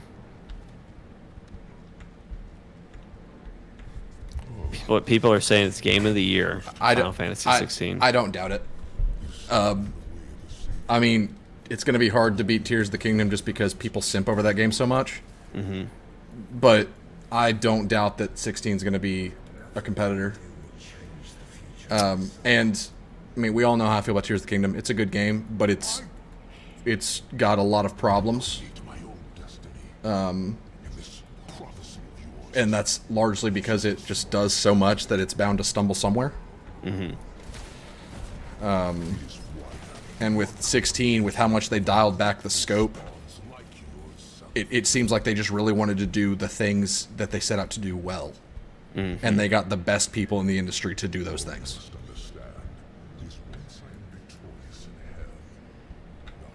Remnant's probably still going to be my game of the year, though. It's that one's going to sneak up on people. When I does think. that one come out? July 25th. Oh wow, that's not long at all. Yep. Is that one on Game Pass? I don't know. I don't think so. Okay. I'm trying to figure out when I need to pick that back up, but I don't remember. I guess Exo Primal, whenever that comes out, that's the one that'll get me back into that. Also in July. There you go. Just when I thought I was out, they pulled me back in. I'm excited for Exo Primal, but like I have the lowest expectations for it. Oh yeah. I'm expecting like a couple streams worth of fun, and then just to put it down. I'm expecting Earth Defense Force levels with a budget? of fun with a budget, and we'll have one good Cuck Frogs joke that just ruins the whole experience, Yeah. and then we walk away and never We look wash back. our hands of it and never go back. Yeah. Yep. That's where I'm at. Solid. Oh fuck. He's on our side. Okay, great. I was about to be Get the bubble. Get the bubble. He looks like a paladin. So This is one of the more memorable fights for me. Because the knight armor, the errant knight errant whatever, that armor I think is really cool. It's a little too bulky for my taste, but hey. Well, it's basically And you being have the- piloted like a mech exosuit in there, because there is a person in there. Now I get it. Now I understand why. I mean, you have the guy that literally saved Final Fantasy XIV, the guy that designed the fighting system for DMC from a couple years ago, and a nutty composer. I'm pretty And sure. a Japanese composer. Like that's the trifecta. You get Yoshi P, the guy who did DMC5's combat, and then a Japanese composer. Boom, get goated immediately.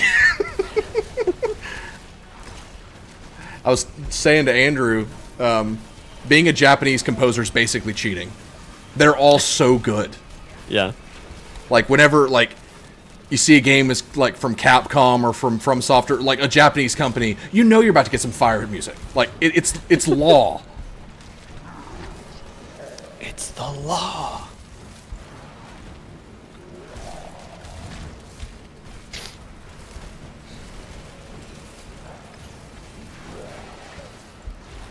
Bubble. Bubble this, bubble that. He can't take damage, right? Now we can. Great. Wonder if I have an ability for like a double dash. You can get that off gear. I've got 3 dashes. Oh really? Okay. I need. Some I think it dashes. appears on boots. Gotcha. That makes sense. Because the dash icon is a boot. You also wear boots on your feet. You use your feet to move. Nah. You didn't think about that, did you? It's a bit of a stretch, but I guess if you're into that sort of thing. Facts? Yeah, I am. Reality, yeah. Don't skip this.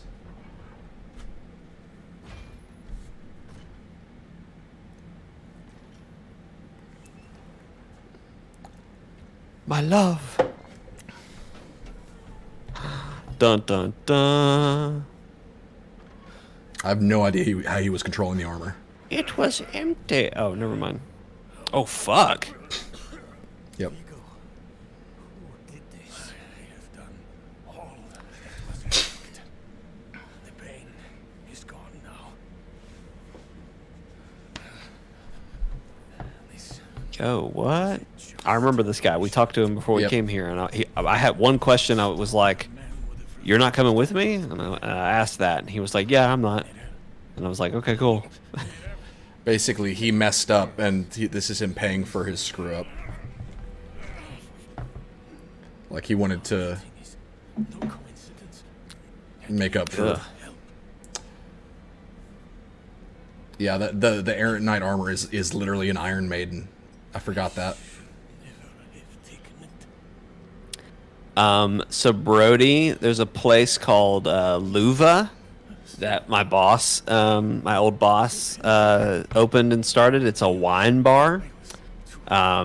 they have like charcuterie boards and like some other like fancy foods, and like they pair everything with wine and stuff. It's really nice. I've heard it's expensive. We haven't been able to go yet, so I don't know about that. I'm trying to think of other newer places. I'll ask Lee Allison, and I'll have her text you some in our group chat some places that you should try. But Luva's the one that's jumping out to me. Trying to think if there's anything newer than that, though. How long are y'all going to be around?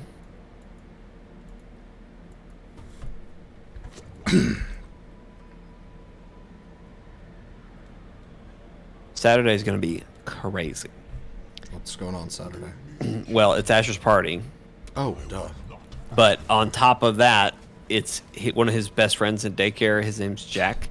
I think he and Asher were born like a day apart or something like that. Mm-hmm. Because Jack is also having his party on Saturday. Nice. So Saturday morning, me, Asher, and Lee Allison are going to Jack's party. And then we're going to probably leave that a little early so that we can go home.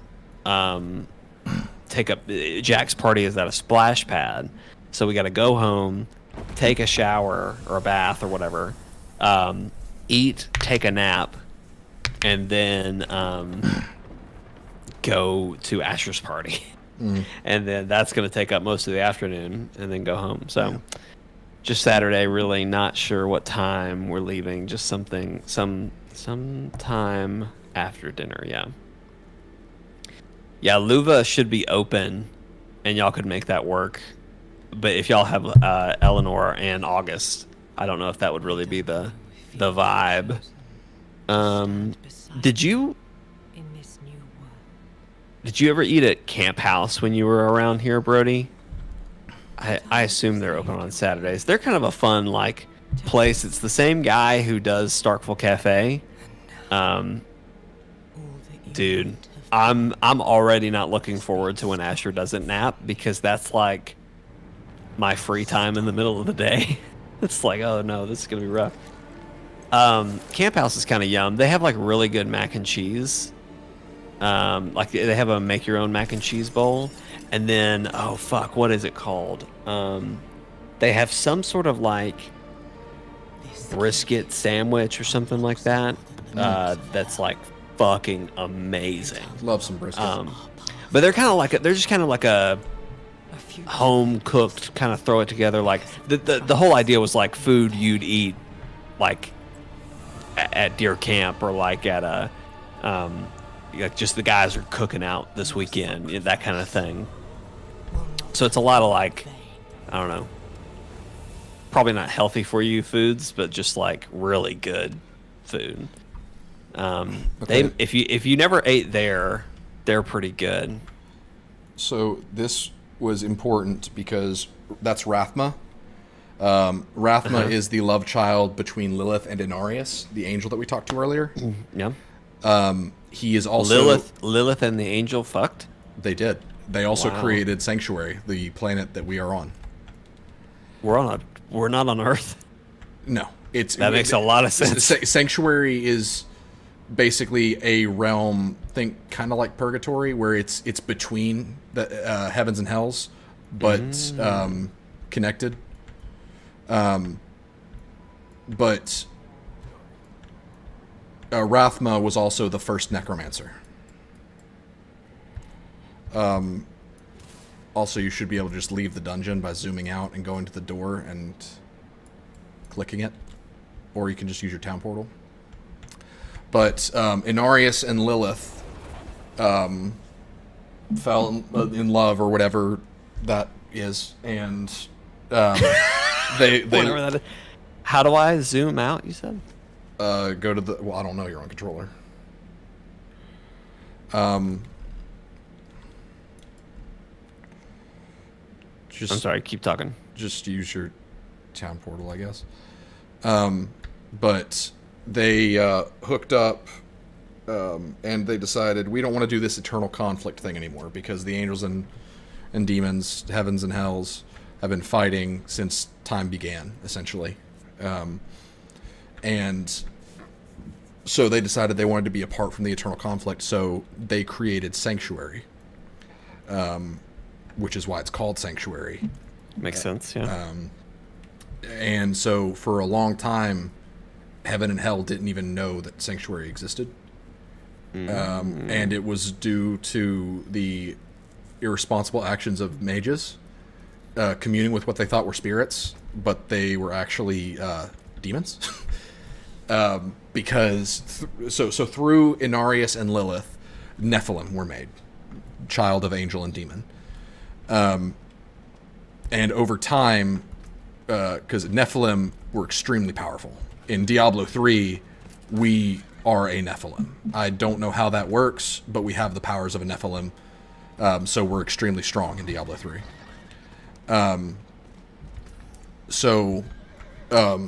Over time... Steven, yes, I have no idea how to get out of here. use your town portal.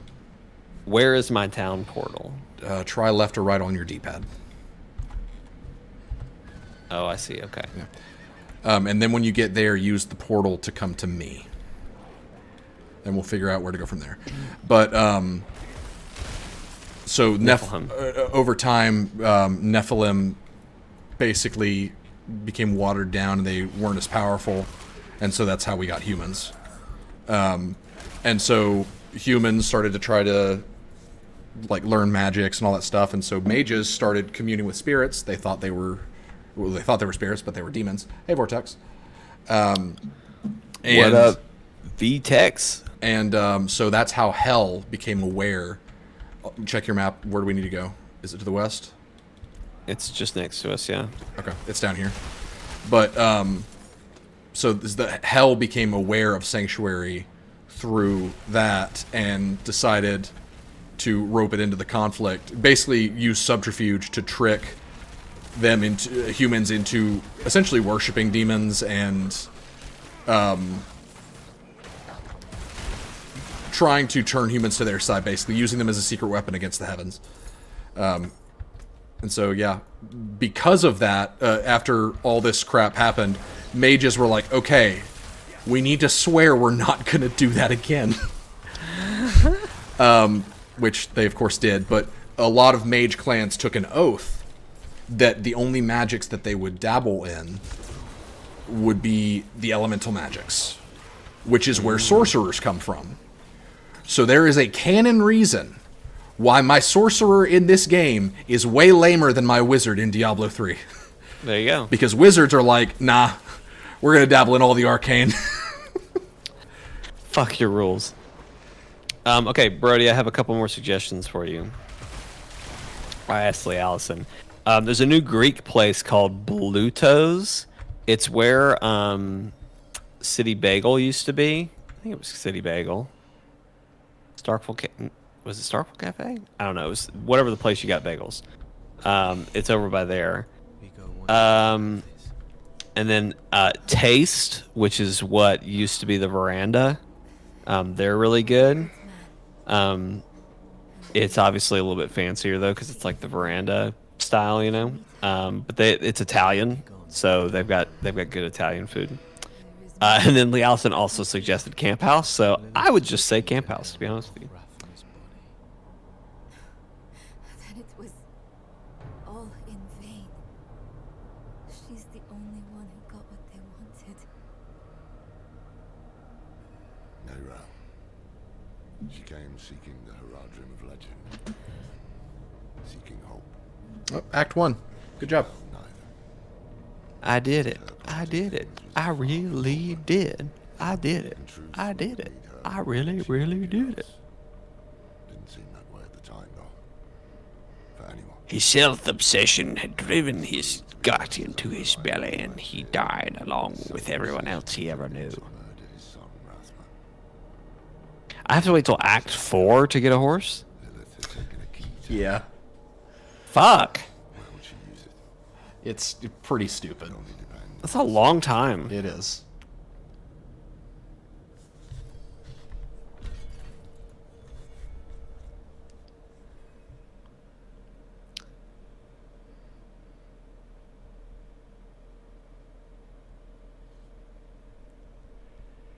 Sheesh.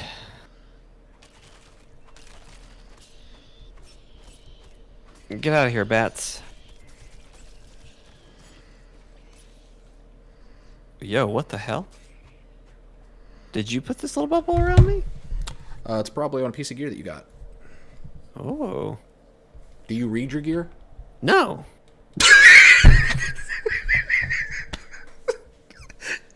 You responded with such an assured inflection and so quickly, like I'm the dumb one, Jake.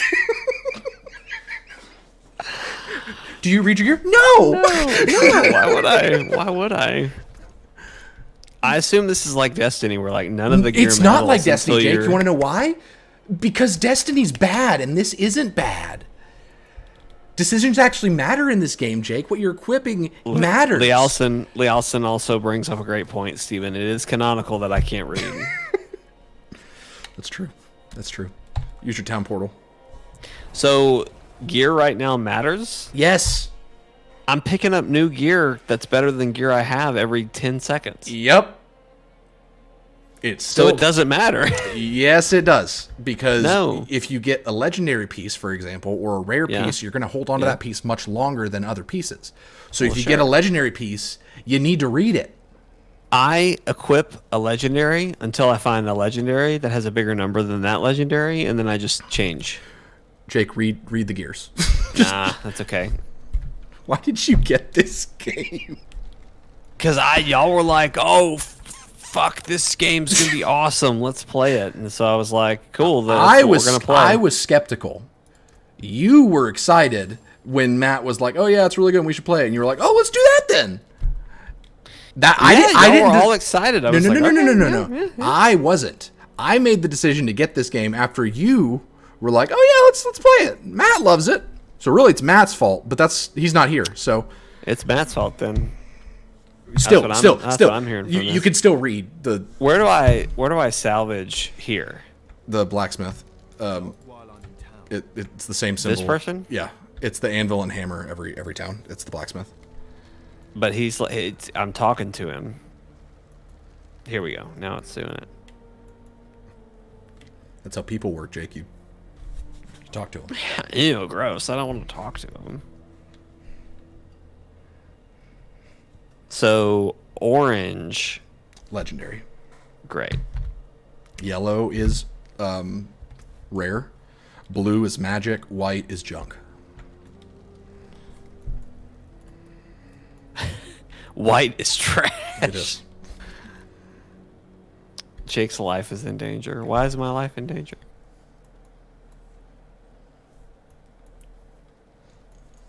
Steven, I got this game to play with my friends. And I'm telling you, you gotta read. I'll read when I get to level 100 or whatever, and I don't I can't level up That's not how we do things here. You gotta read. Even if it's just your legendary pieces, you gotta read them. I'll take a cursory glance. That's probably worse. Oh, something about Dragon Eater or something. I don't know. Just read the damn thing, Jake. Are you getting eaten, Jake? Ah, maybe. I don't know. Something about damage. I don't know. Just go to the next. Just go to the next thing. I have a legendary that says using me. an ability skill reduces the cooldown of your next subterfuge skill. I don't know what any of this is. So there is a skill category called subterfuge. That's probably stealth. So if you use a skill that activates a cooldown, your next subterfuge skill will have a reduced cooldown.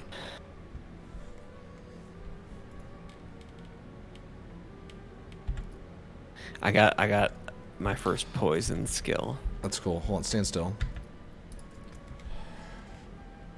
There you go. It took me 2 seconds to find where the bubble was coming from. Where? It's Vigo's protecting amulet. The legendary aspect is when hit while not healthy, a magic bubble is summoned around you for 5.3 seconds while standing in the bubble. Players are immune. Can only occur once every 90 seconds. Ooh. There you go. Where's your next quest thing, Jake? Where are we going next, Jake? I have 2. Where are they? Very far away. I see. Is one of them an unforeseen visit? Yes. I assume it wants us to do that one first because it's. Travel to me. Go to the portal. I also have a light icon that looks important that says. Are you level 15? It says priority quest. Oh, what's the name of the quest? Rogue True Potential. Cool. So that's your class mechanic. You can unlock that now. So we should probably do that. First, right. Still travel to me though, so you can get this waypoint. Holy frickety crackety crack.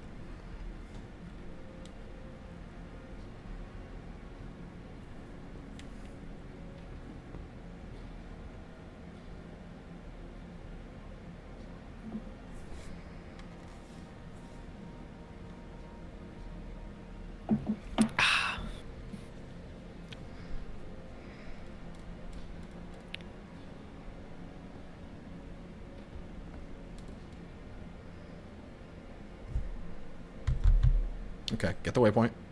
I got it. Okay, where is the objective marker for the rogue thing? We were closer when we were in Corvashad. Kyovashad. Corvastad. Shit. Can you tell me generally where it is?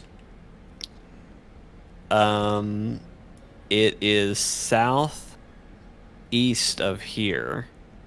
That's where by a lot. Okay, so we're at Kyovashad. We already established that. If we were at Kyovashad, yeah. it is it is northwest of Kyovashad. By how far? But a lot closer. Like it's very far south from Sigurgarg, and it is just a little north and just a little west of Kyovashad. Okay, I just fast traveled somewhere else. How do I travel back to Kyovashad? You just click. Look at where I am. Is it where I am? You're in Ministad. That is correct. You're exactly where we need to be. Then just use your portal to travel to me. Gosh, that was exhausting. It's not letting me come to you. I don't know why. There are not guns in this. In Diablo 3, the Demon Hunter uses my class actually has a shotgun. Apparently there are guns, Vortex. Steven, it won't let me travel to you. Hold on, okay, try it now.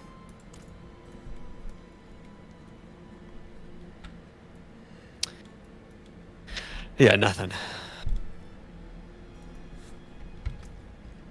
Where are you? I'm still sitting at that waypoint that you made me come over here for. So you're using the portal that has my name on it, right? I can't interact with either portal that is here. Use the town portal and then try doing it again. Because I don't know why it would be doing that. I can't interact with anything. Did you use your town portal? My town portal? Use your town portal, yes. The one that teleports me back to the exact point that I'm standing in? Yes, did I stutter? I've done it 3 times now. I still can't interact with anything around me. Okay. Leave and then come back. Like, walk out of the town and then... I don't even see you anymore. Where are you? I'm still in Sigurtown. Sigurgar. Sigurtown. Sigurgar, don't go far. Warning. Your return town portal will be closed. That's fine. Okay. Now use your town portal when you're out of the town completely. Town portal. Town portal.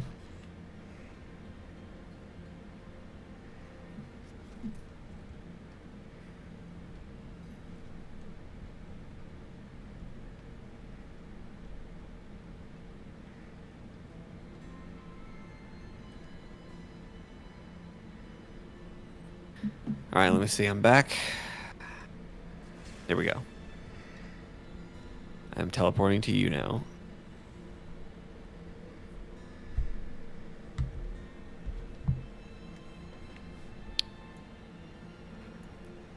Hello, town. Link the waypoint. What now? Make sure you get the waypoint. I touched it, yeah. Okay, now go find your guy. That took way longer than it should have. He's over here.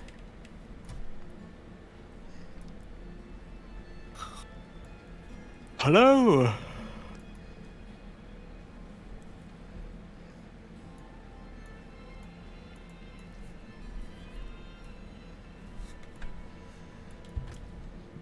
Okay, where do we go now? Huh.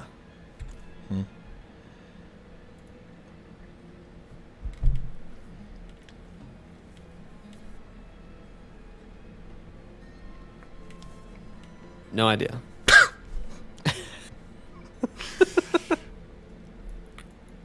You're an aggravating person sometimes. I don't know where I don't know. I'm not really sure. Are you tracking it? Well, for one, Kiovashad, I don't actually have it. I never activated its waypoint. All right, get ready to fast travel to me. But I don't think that's I don't think that's where we need to go. One step at a time, Jake. Just get the damn waypoint. A cold faith? No. So, do you know how to use your journal? That's your quest log. No, I don't. J on the keyboard is what it is. Did you? Oh, there's a man following me. Yes, he's part of your quest.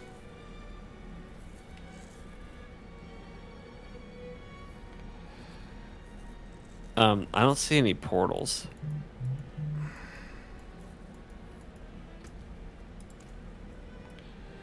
Are you in town? Yeah, I'm standing right next to the waypoint. Use your town portal. Oh, now I'm going to Kiovashad. Why am I going to Kiovashad now? What's up, Mike? Standing next to Bootylicious, whose title is Nefarious Trash. That's pretty good. I see War Daddy. Come get the waypoint. Okay, and now that you have the waypoint, where does your quest say to go? When you open up your map, you should see on the right side of the screen a tab that you can pull out. Yeah. Find signs of Bakira. Investigate the disturbances outside of town to see if it leads to Bakira. Okay, look near Ministad. Is there any kind of area? There's some blue lines, yeah. So hover over that. I'm going back there and... That's where we need to go. Yeah.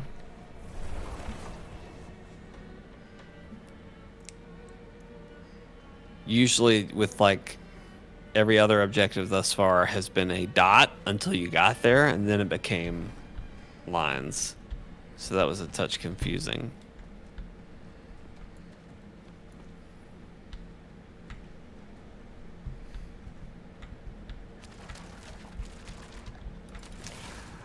I know exactly what you're referring to, Vortex. It took me a second. You guys give me so much soup store clothes vibes. Did that originate from the source film, or is that from something else? Because I know that from the source film. Ooh. Or is it Gmod? Whichever one. What is? I don't know what soup store is. I'll find the clip and I'll send it to you, and you can watch it before we end the stream. Vortex, find the best version and send it to me. Or send it to just put it in the Discord.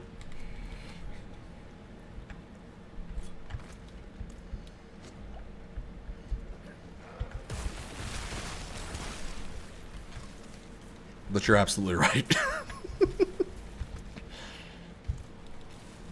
Are we in the area yet? Yeah. I've already found one thing. Okay, good.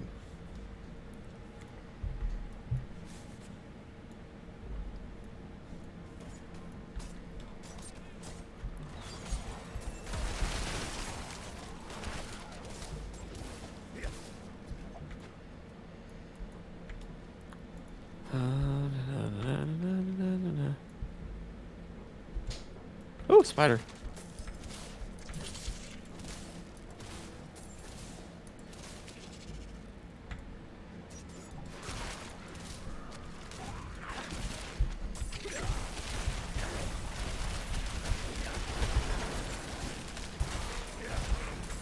A good thing that's gonna work for you and me, Steven, is you freeze them. I run in, drop my poison bomb. Can you not Great throw time. that? Is it a trap or is it like a bomb? That's a great question. I literally have no idea. I've gotten to like maybe. It is a trap. It is a trap. Okay. Yeah. A bomb would be nice though. Yeah. I think you can eventually imbue your attacks with poison, ice, or shadow. That's probably what I'm gonna go for. Unless shadow turns out to be really cool, I'm just gonna go for poison. I think that's a good idea. Well, then I don't want to do it. I see what you just shared. Yes, stop. I am not familiar with this cartoon at all. You need to watch it. Okay. My man just called it a cartoon. To be fair, I don't know if Jake's ever like. Do you know what Team Fortress 2 is? It's a game, right? That is correct. That's one of the properties that Valve owns. So in like Gary's Mod stuff or Source Filmmaker, those characters are used for that.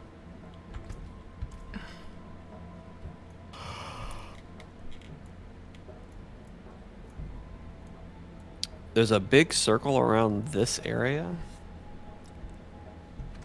We found one of them, but there's still a spot here that we're missing. We're basically looking for a dead body of a rogue. Okay.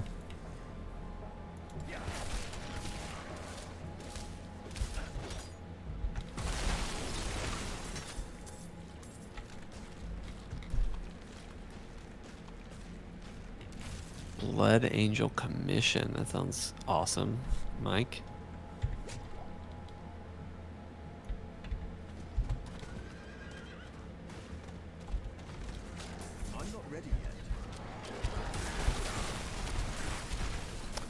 Oh, hang on.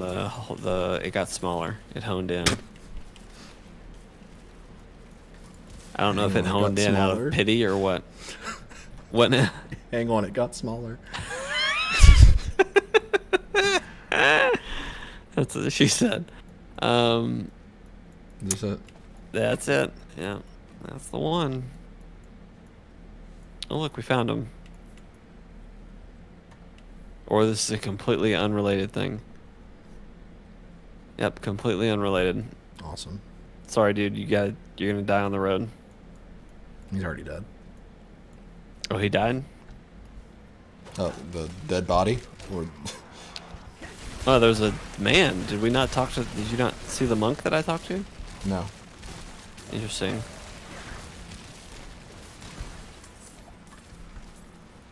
Also, is the guy we're with blind? He's either blind or stupid because he's not going to see anything through that blindfold that he has on his head.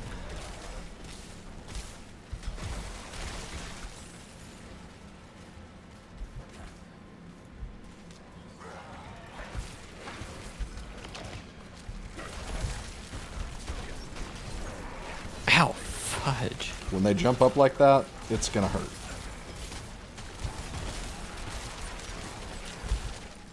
When they be getting that air, it's gonna hurt.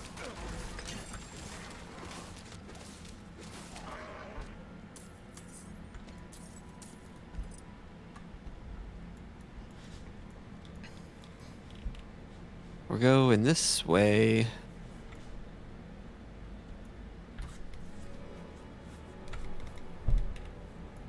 We're going this way, that way, forwards, backwards, up and down, all around, over the deep blue sea.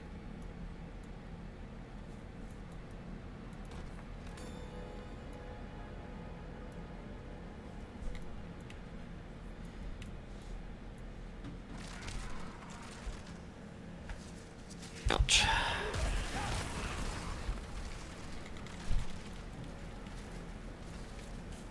The Baths of Chortle. The Baths of Accoutrement.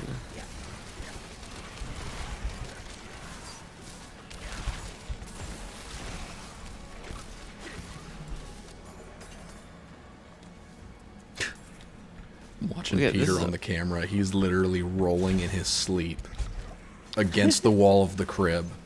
He's like, he's still rolling. He's not going anywhere. He's just rolling. Rolling into the wall, yeah. Yes. Asher did something like that last night. It was driving me crazy. I was like, dude, what are you doing? Why are you kicking me and moving? Just kind of spinning around.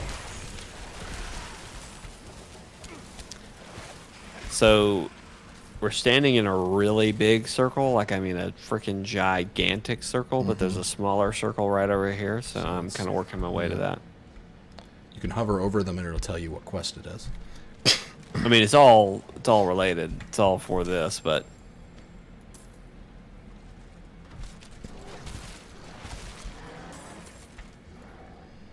I think, fuck, I don't know.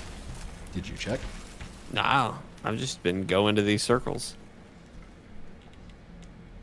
Maybe check. I mean, what do you mean? Oh, look, see, yeah.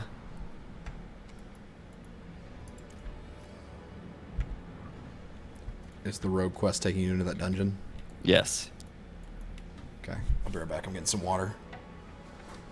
While I'm doing that, watch that video. Okay, all right. I'm going to watch the video, everybody.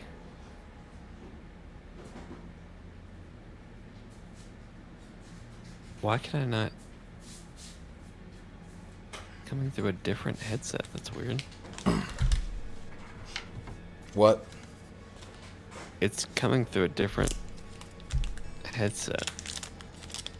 Do you have more than one headset hooked up? No, that's why I'm so confused. Across the street, Joe is getting, getting a video in his headphones somehow. I don't know what the fucking deal is there. Let me check Discord and see. But I'm listening to you. How would it...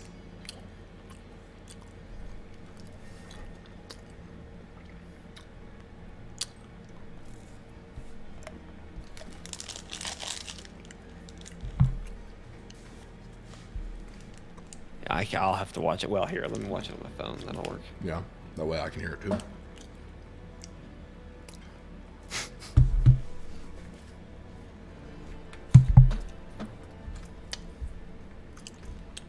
Hello? Plain clothes. I will hurry up and come over here. I can't find it. What do you mean you can't find it? I can't find it. There's only soup. What do you mean there's only soup? Means there's only soup. Well then get out of this soup aisle! Like, don't have to shout at me! There's more soup! What do you mean there's more soup? Just more soup! Go into the next aisle! Still soup! Where are you right now? That's soup! What do you mean you're at soup? I mean I'm at soup! What store are you in? I'm at the soup! Why are you going close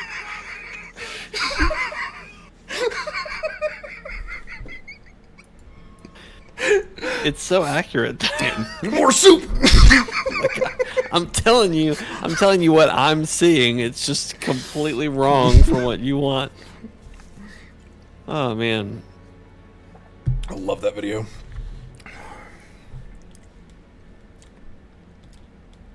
Alright, once we do this dungeon, I gotta get off. Mm-hmm. I'm hoping it'll complete whatever the quest this is, but... It should. Use potion.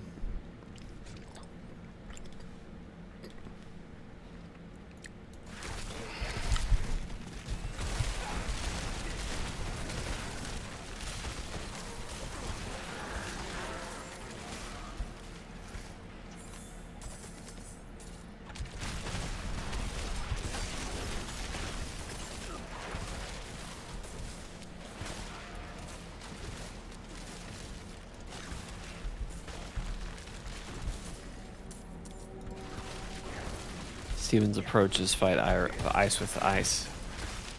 Just more ice.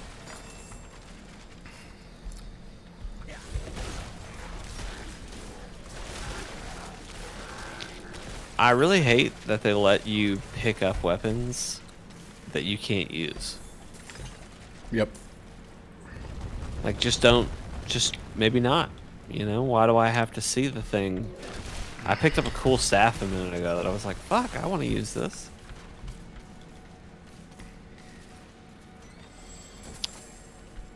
Porque no las dos.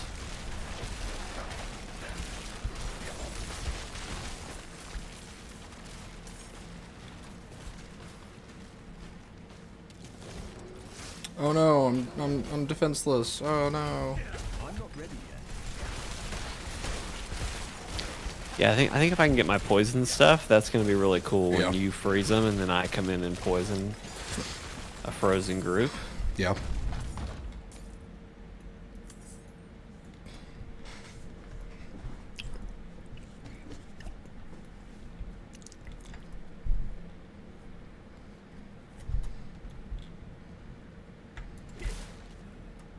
I have 2 dashes now.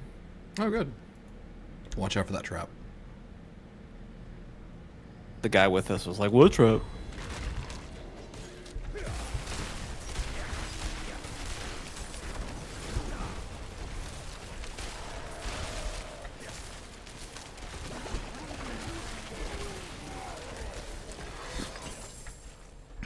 Untie that person.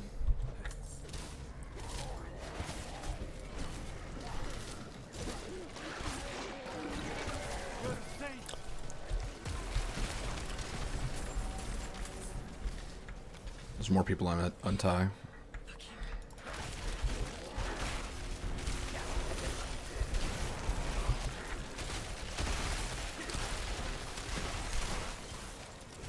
You sure this is for your rogue quest? Because I feel like I've done this before. Maybe we all got the same quest. You don't know. This is not what I did for my class quest.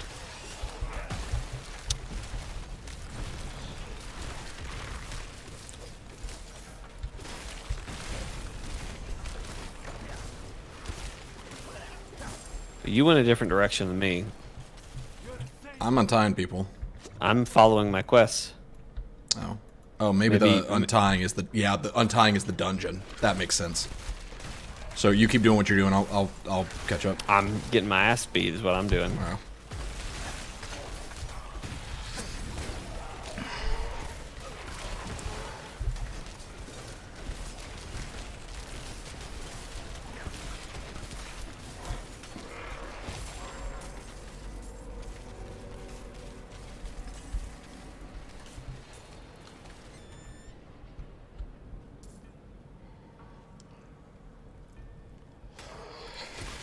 I'm probably going to pick up the new Mortal Kombat when it's on sale for like $20. But I'm definitely not getting it for full price. Yeah. I'm just not the biggest fighting game. I'm not either, but I just really like the character designs. And I want to, like, if there was a fighter that I would want to enjoy, I think it's Mortal Kombat. Right.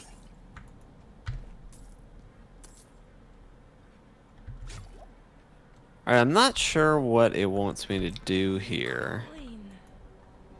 Where is it, sister? No. No! It's mine! Like, I think I did it. About to have to fight this part. Yep.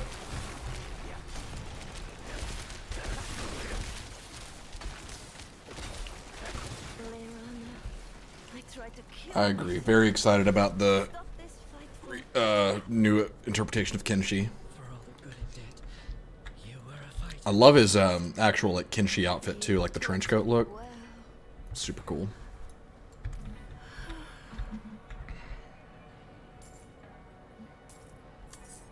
What a waste. All right. I'm gonna continue with the dungeon. You keep doing your quest. Okay. Rogue True Potential complete. Okay. When it gives you a pop-up or whatever, read it. It just said complete, and then it gave me a knife. It's a rare dagger. It's a 138 damage DPS. It has a 92 to 138 damage per hit. Press. It has I don't care about your dagger check. damage to poisoned enemies. Oh my god. You told me to read it. You sat here and said, "Hey, read all the stuff you get." Is it legendary? It's rare. I said read legendary. Well then, fucking Steven, what about? Well then, I've been doing everything you wanted. Then No, you haven't. I have one legendary piece of gear. Earlier, you were like, "Where's the bubble coming from? Why do I have a bubble?" I didn't say I read the legendary piece of gear, but you were griping at me like, "Oh, you're not reading any of your gear." Well, now I understand why. I haven't been reading. I hadn't gotten shit that's good. What are you know what I mean? arguing here? I'm just saying you were like, you need to read everything. And so I was like, well, fuck, I guess I'll read it. And then I read it and you're like, oh, those pieces don't matter. Well, those are the only I didn't pieces say I've it didn't gotten. matter. Vortex backed me up here. He said, oh, those don't matter. No, I said I don't care about your dagger. I'm trying to get you to tell me what your class potential is. What do you mean my class potential? That's what you did the quest for, is your class mechanic.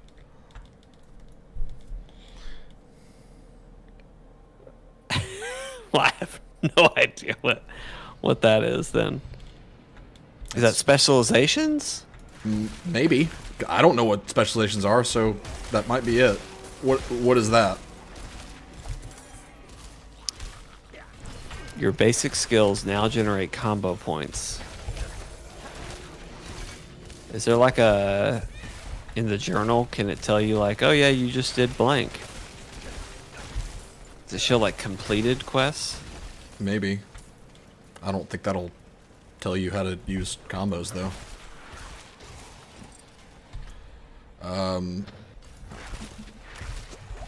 All I got, I'm pretty sure all I got for that was the dagger.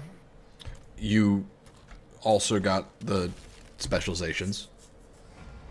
Oh, okay, well then yeah, I got my first specialization then. Well, do you know what specializations are? Like, did it tell you what they do? Fucking Jesus, that's what I'm saying. That's what Your I've been basic asking for the combo past points. 15 minutes. Combo points. Your basic skills now generate combo points. Core skills consume combo points for additional effects. Okay. So Vortex depends on the class. In Diablo 4, things are a lot more streamlined. So sorcerers can only use fire, ice, and lightning. Druids can use wind and lightning, and they can turn into a werebear or a werewolf. There's necromancers which have access to ice. And poison, probably. I don't know. In Diablo 3, the classes all pretty much have access to all elements through their skills.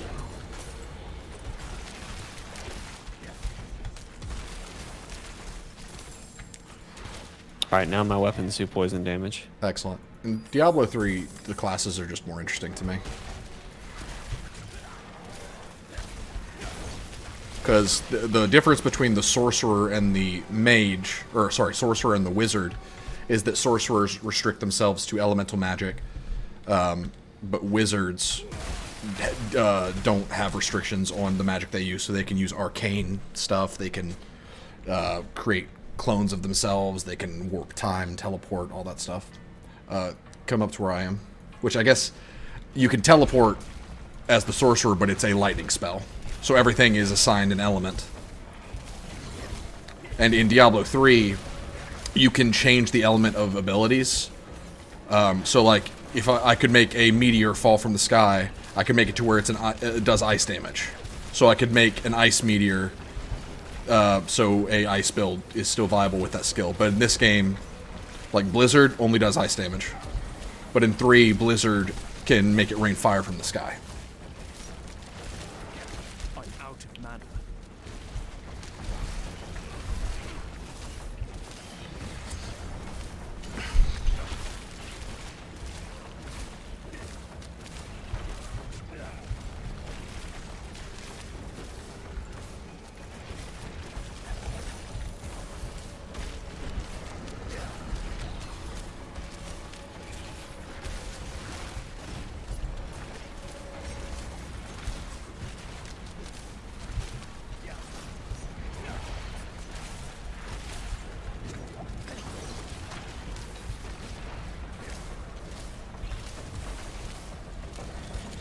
Knockdown.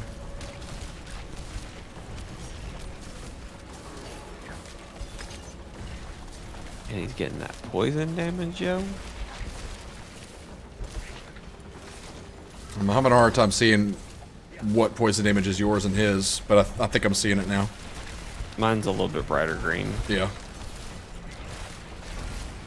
If it gets on you, it doesn't matter. It looks the same, but... Yeah. You have unlocked aspect of circling blades. Oh, and that's a rogue aspect. Very good. What's an aspect? That is something you can attach to gear to give it a special ability. Think like the immunity bubble that you have on your amulet. It's something. The bubble is the legendary aspect. So this one, flurry damages enemies in a circle around you and deals 8% increased damage is what that aspect is. So you can go up to the enchanter and slap that on a piece of gear. I think it only fits on weapons though.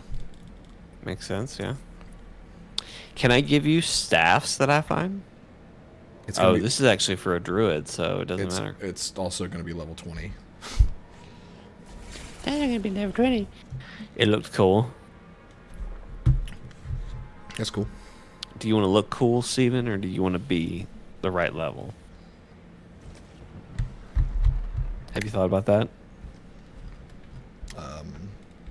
Every day. Every day. All right, well, I gotta get off. Yeah. I gotta go to bed. Well, thanks for watching, guys. We'll be back. I'm actually, Steven, I'm unavailable tomorrow, but I'm available Saturday night, probably. Jeremy Maybe, said, actually. Jeremy said he should do it that's an Saturday. iffy. That's an iffy for me, but I'm going to try to be available Saturday night. Okay, well, Jeremy should be available too, so I figure we do Division since he hasn't gotten to run Descent yet. Okay, 10 sounds out of good to me. soup. That's funny. 10 soups out of nothing. Thanks for watching, guys. We'll talk to y'all later. Bye, everybody. Bye. Oh.